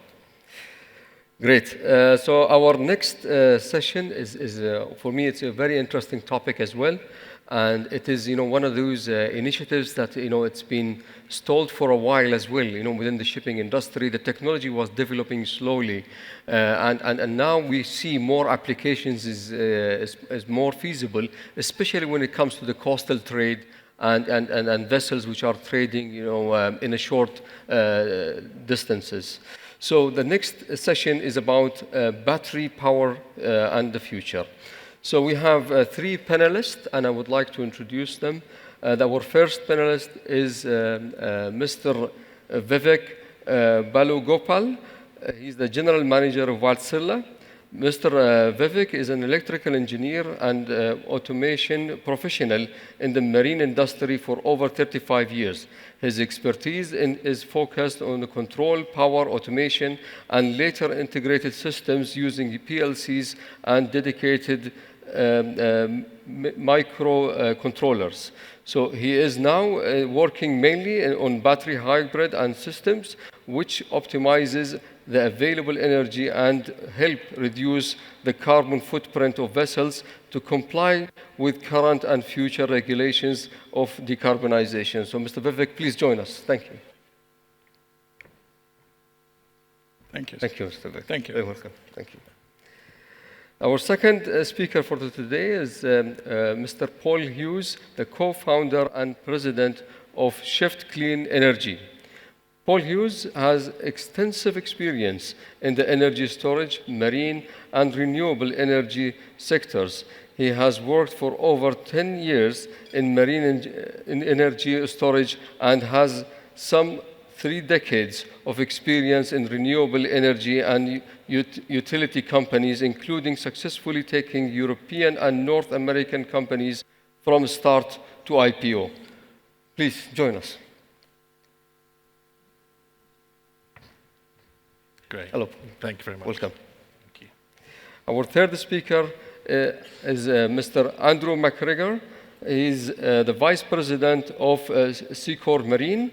Andrew is a highly experienced manager with over 17 years of experience in offshore supply, offshore vessels.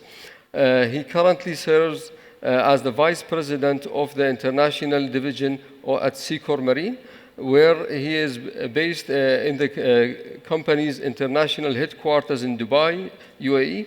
In his role, he's responsible for overseeing and organizing Secor Marine activities in Europe, Africa, and Mediterranean, and Middle East, and Asia.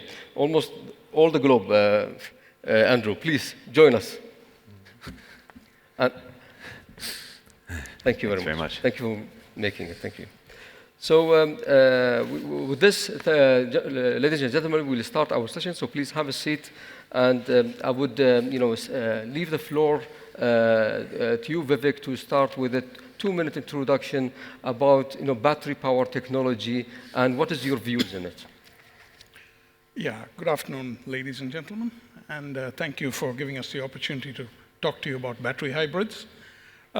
Yes, battery hybrid, basically what we're trying to do is reduce the amount of emission, reduce the amount of hydrocarbons and the greenhouse gases which are being released into the atmosphere. And we do this by utilizing the engines to, at its peak, at its most efficient point. And that is what we're doing with the offshore industry at the moment. Thank you, Vivek.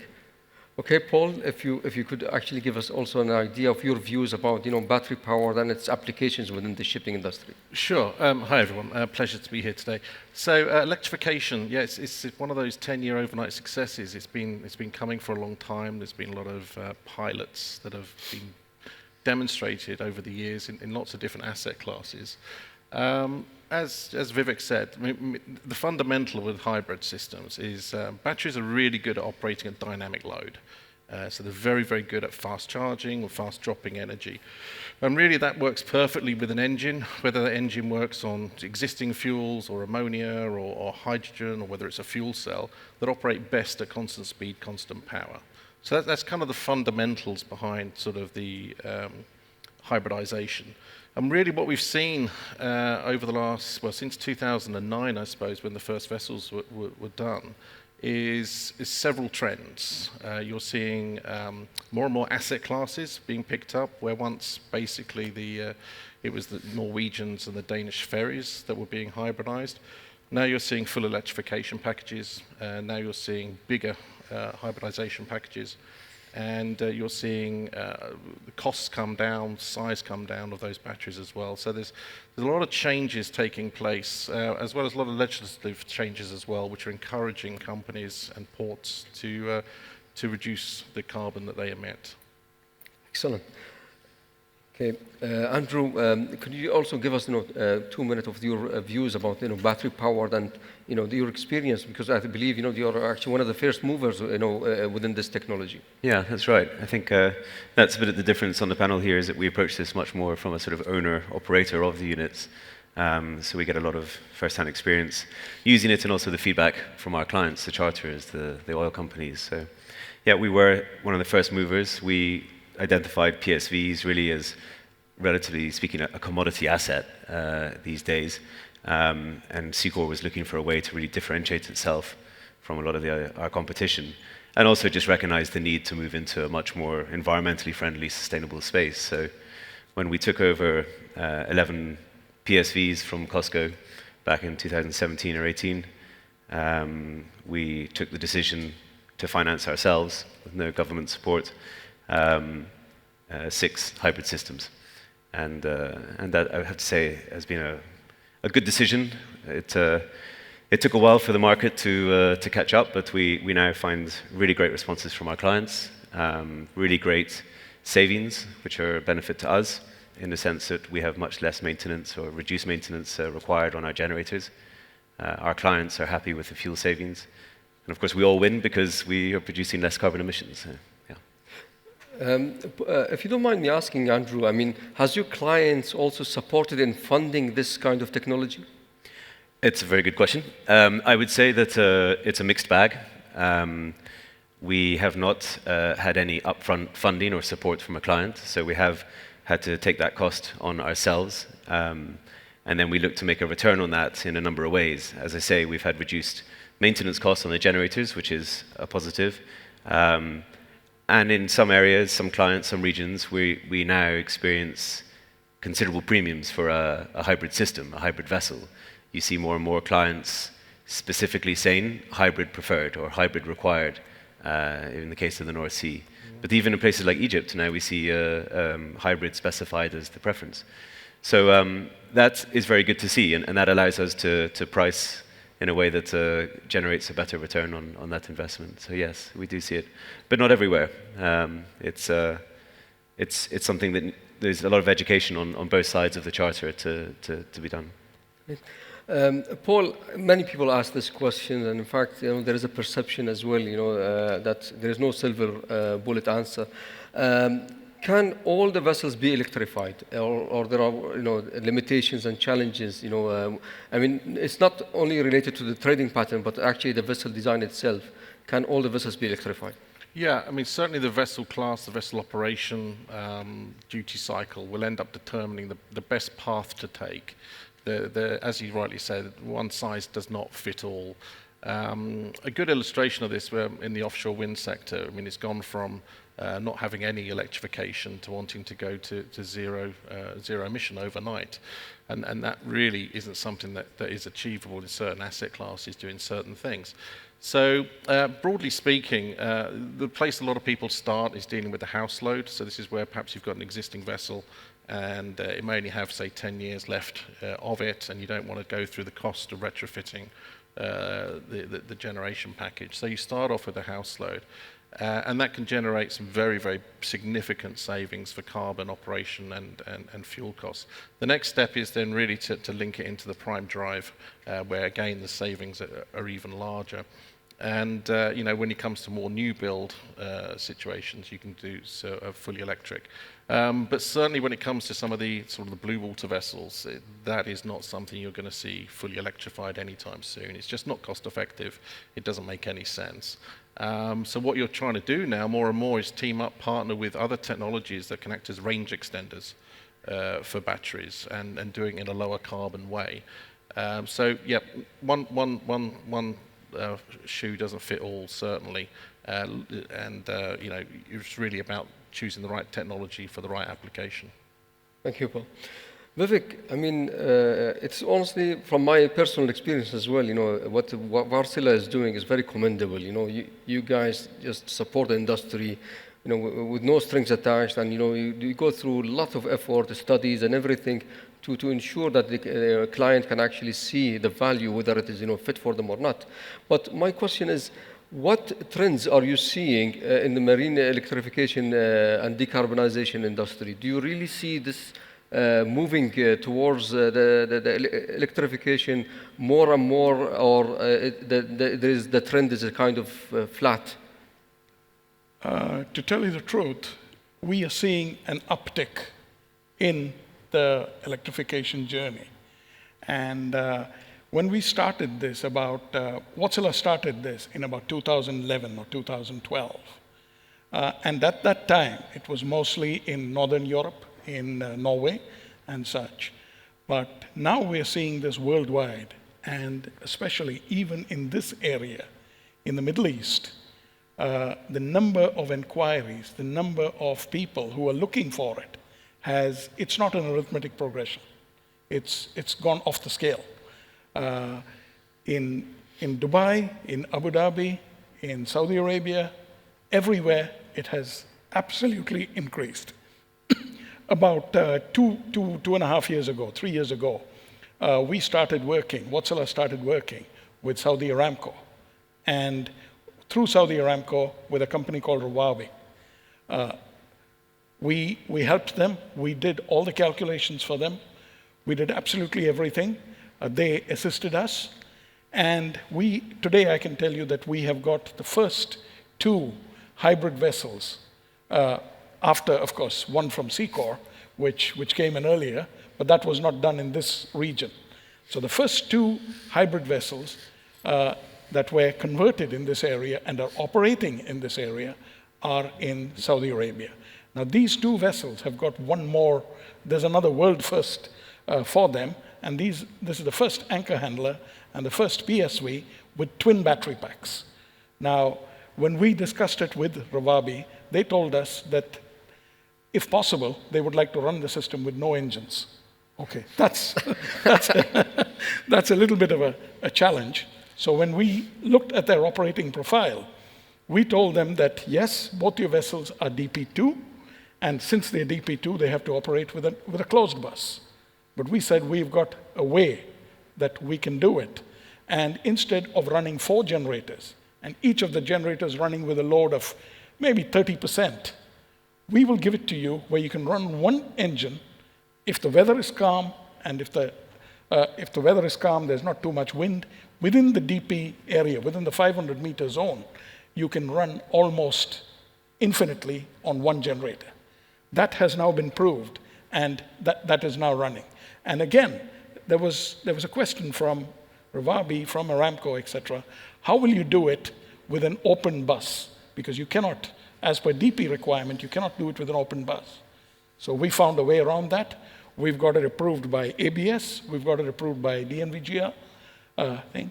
So what we do is we have the transfer of power from the port side to the starboard side, and the starboard side to the port side, using it on the DC side.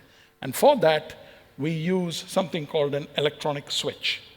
Instead of having a normal circuit breaker, where the breaking time is about 50 milliseconds, in using this, we can break a circuit. If there is a fault on the port side or the starboard side, we can open up the breaker and not transfer the fault from one side to the other in less than 10 microseconds. So that is something which we're very, very proud of it. And Aramco has approved it.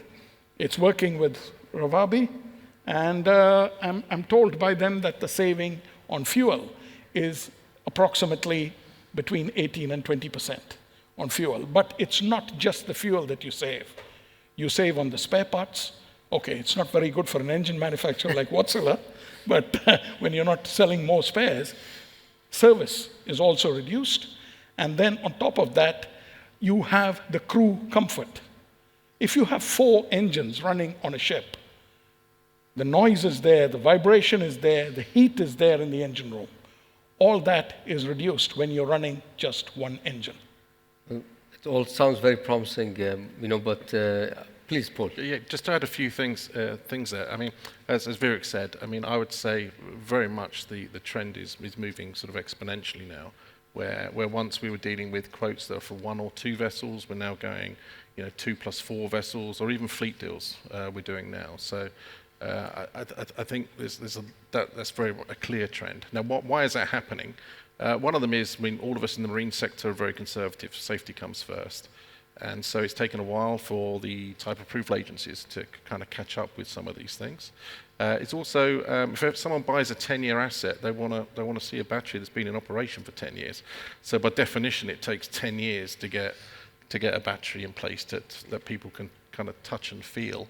And that's really only recently occurred, the last couple of years.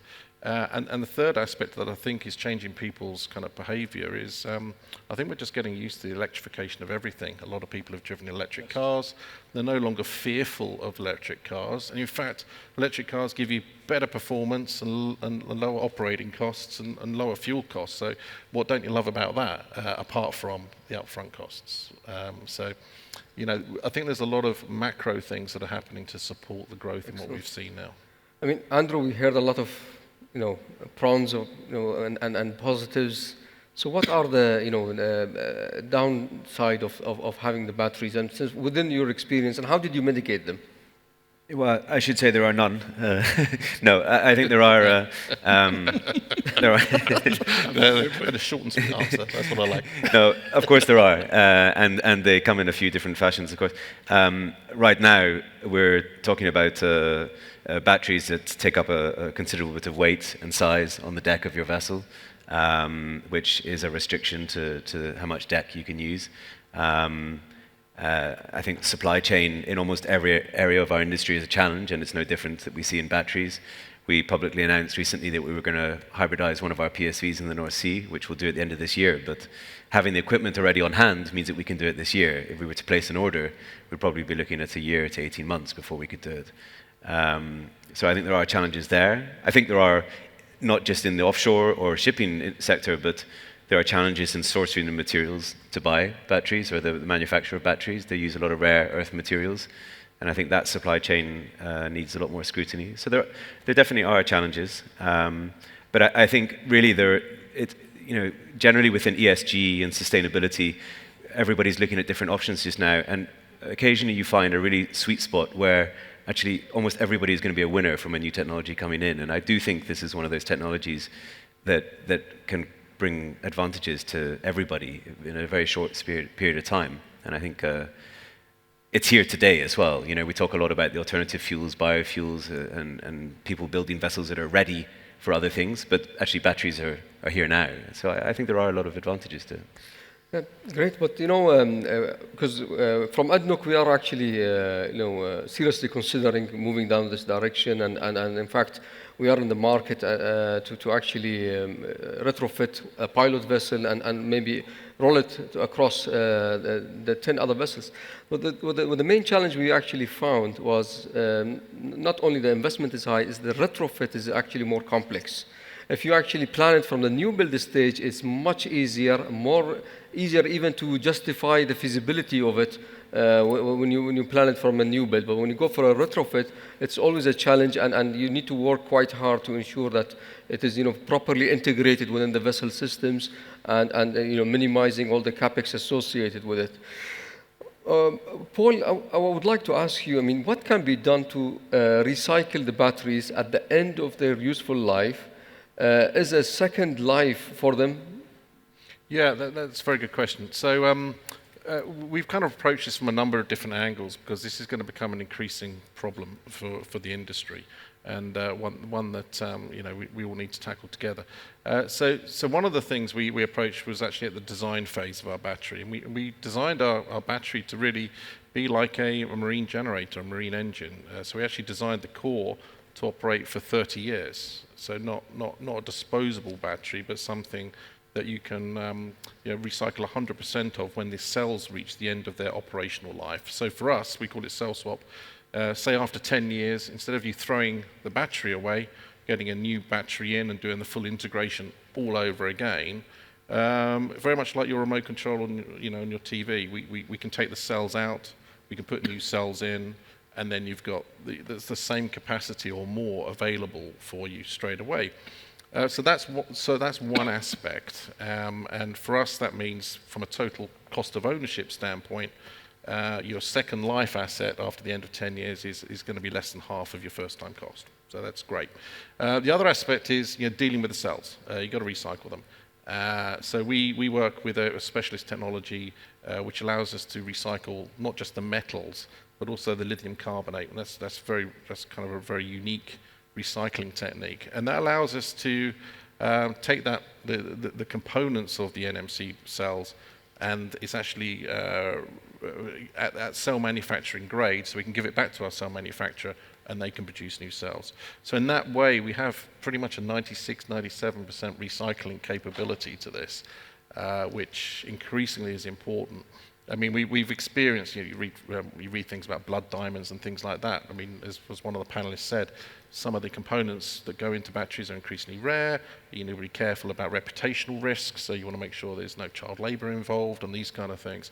So having traceability to your components so you can provide the audit evidence to all of your clients is incredibly important. And that just becomes a little bit easier when you're recycling that product and then giving it back to the cell manufacturer to produce a new cell for you.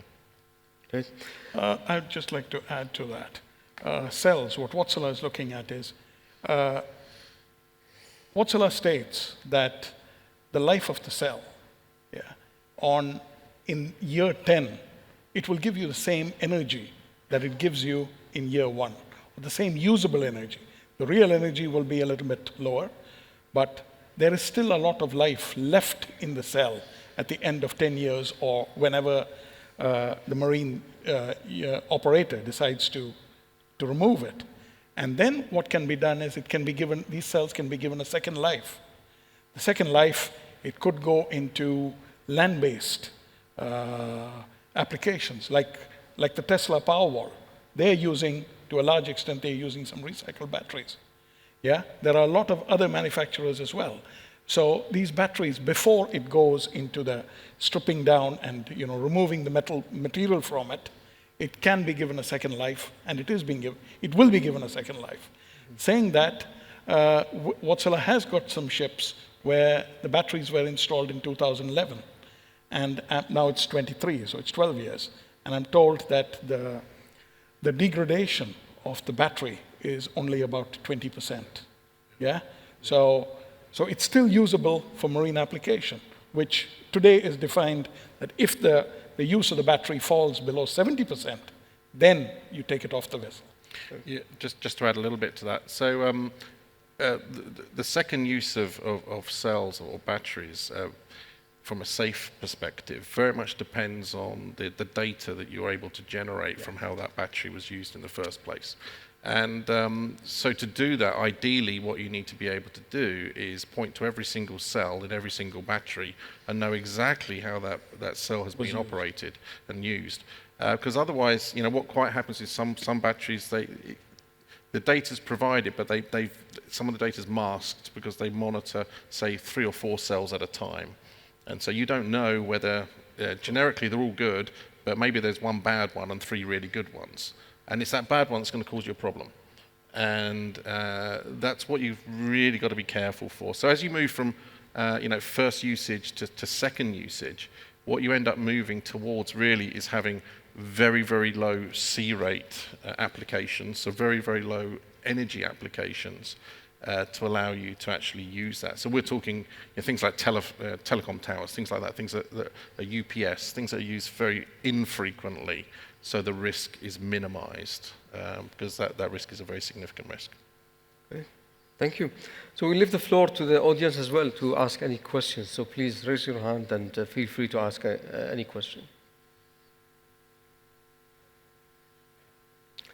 Please, Fazal, go ahead. Thank you. In normal oil and gas, we often talk about the whole well-to-wake concept and looking at emissions from a holistic standpoint and not just from a particular static standpoint. In the case of lithium, I think the figure is 2.2 million liters of water required to get 1 ton of lithium. And typically in South America, where lithium is mined, as it is water shortages and large salt flats and a lot of diversion from population centers towards the mining requirements. How much, and you mentioned, Paul, about child labor in various parts of Africa as well that is involved in lithium mining. Where does this whole well-to-wake concept come into the electrification and the battery, and how actually good is it for the environment and for the planet when the full life cycle of battery production is looked into? Yeah, so I'm not an expert in well-to-wake kind of auditing and things like that. However, it very much depends on the local environment, whether you want to take a macro perspective, which is all very kind of esoteric in some respects, or whether you want to look at local air pollution. So, when a cruise ship turns up in a port city, the amount of particulates in the air, is very damaging to that local community. And increasingly, there's work involved with the healthcare services that are equating, lung disease with vessels that turn up at ports. And for many port cities, you're dealing with 30 to 60% of the pollution in those ports port cities is due to those ports. So sometimes it's not about having a perfect solution. Sometimes it's about having a better solution than we currently have.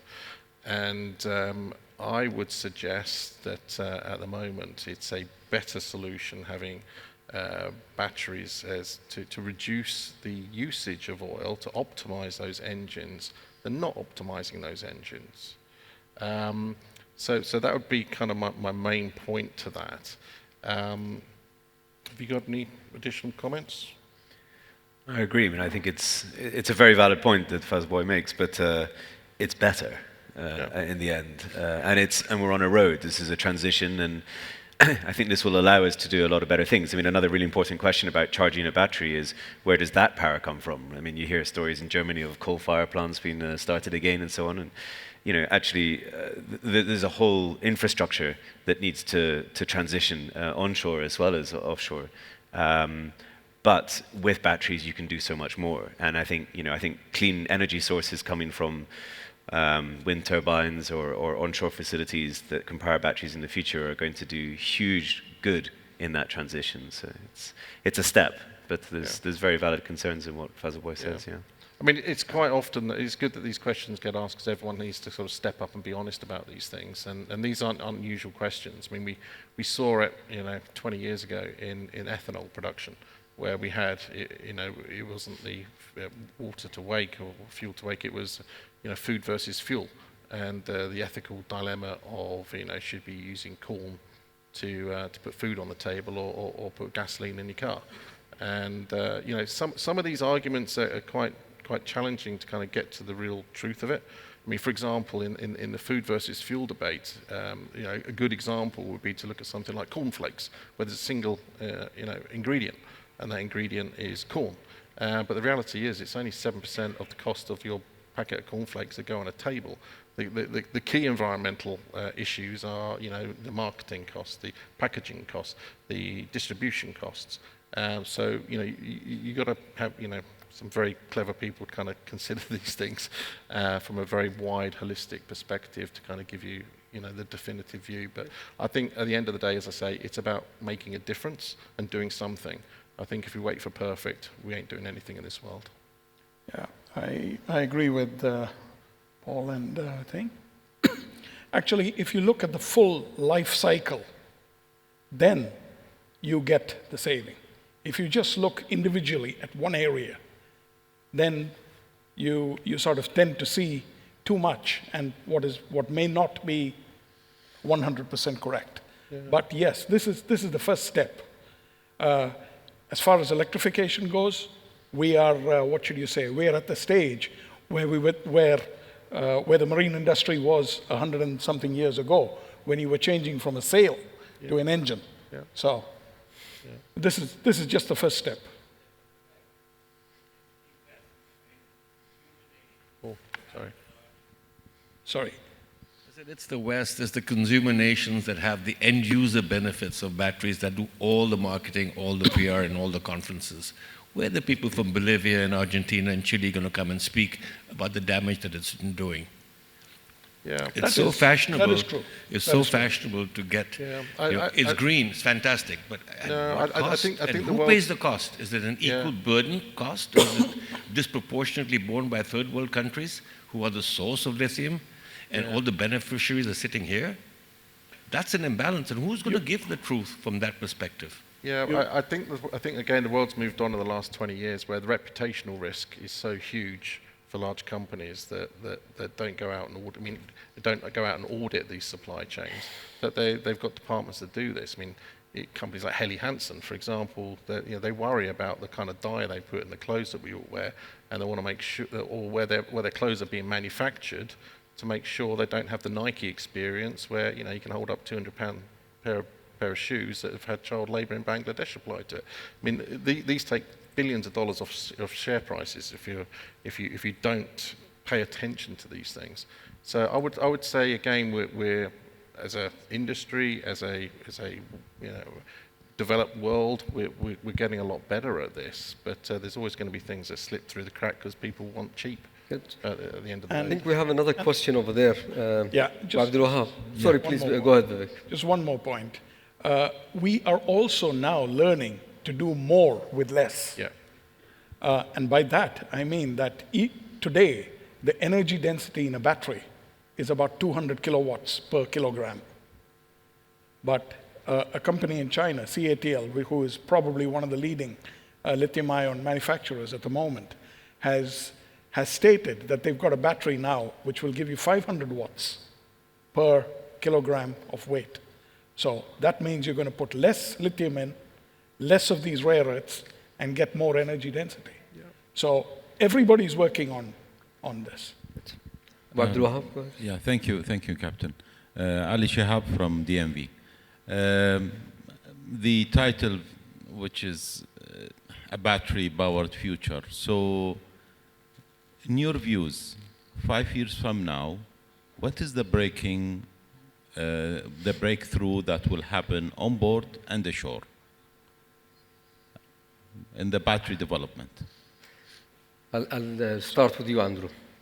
Well, I'm not an engineer, and I don't have necessarily the experience on that side, but I can certainly say that 5 years from now, what I expect to see is hybrid, given the same sort of importance that diesel-electric got maybe 5-10 years ago.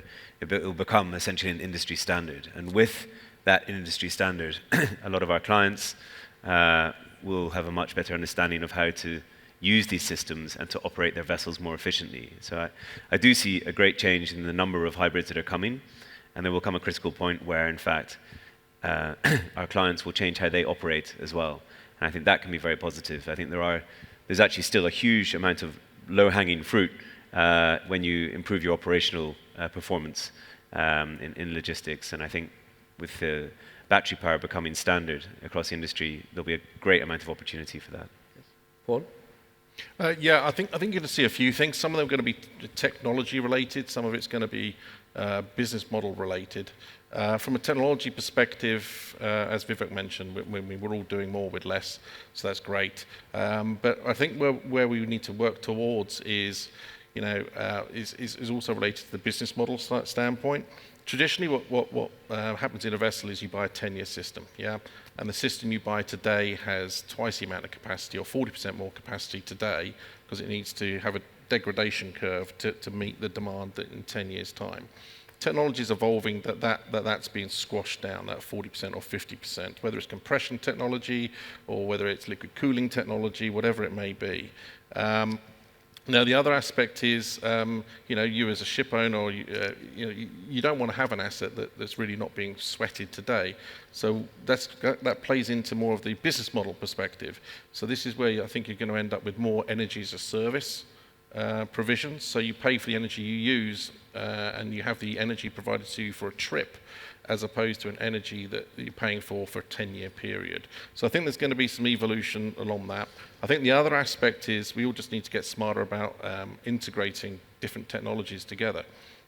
So again, what a battery is really good at is dynamic load. You're dropping very fast or loading very fast. And so partnering that up with energy-efficient fuel cells or multi-fueled engines is going to be, a combination of those technologies is going to allow us to decarbonize further the offshore sector for the oil and gas side of things. And then it's about sharing those services when you come to port. So again, swappable batteries or energy as a service has the ability to use that technology that's traditionally just stuck on a boat to be utilized by the port. And by having open access and multi-fuel capabilities, then again, you're going to reduce the number of batteries on a boat, number of batteries at the port, and make things a lot more cost effective for everyone. Vivek, what's your views on the future? Yeah, to carry on what Paul was saying, right now you have a lot of energy on your ship. Are you managing it properly? A lot of energy is wasted, or a lot of energy is not 100% consumed. So what we're having now is, earlier, or up to a couple of years ago, on your switchboards, you had something called a power management system. And the power management system, it just said, okay, start that generator, stop that generator. And we allowed quite a bit of, slack on that. So, okay, your energy consumption dropped a bit, but the power management system did not really react. Today, what we do is, on top of the power management system, we have something called an energy management system. Now, this energy management system knows how much of energy each consumer is going to use. And then it uses, at this moment in time, it's quite a simple artificial intelligence algorithm. Yeah. But as it learns itself, it's going to become more and more, shall we say, smart. And that way, we will save a lot more energy. This is something that is going to come. Yeah. And to build on that, integrating weather patterns, tidal movements, duty cycles. So you can say, don't leave now, leave in 5 minutes, and you'll reduce 5% of your fuel consumption. So it's not just tackling things from a demand perspective; it's tackling things from a supply perspective too. Thank you, everyone, and it was an excellent question to close the session. Thank you, Ali, and. We also, I'll hand over the torch to you, inshallah, the next session, so you will be taken care of, inshallah. So thank you very much, ladies and gentlemen, and thanks to all the speakers. Please, loud of applause to all the speakers. Thank you very much. So we have 30-minute break, and inshallah, we'll resume at 4 o'clock. Thank you very much.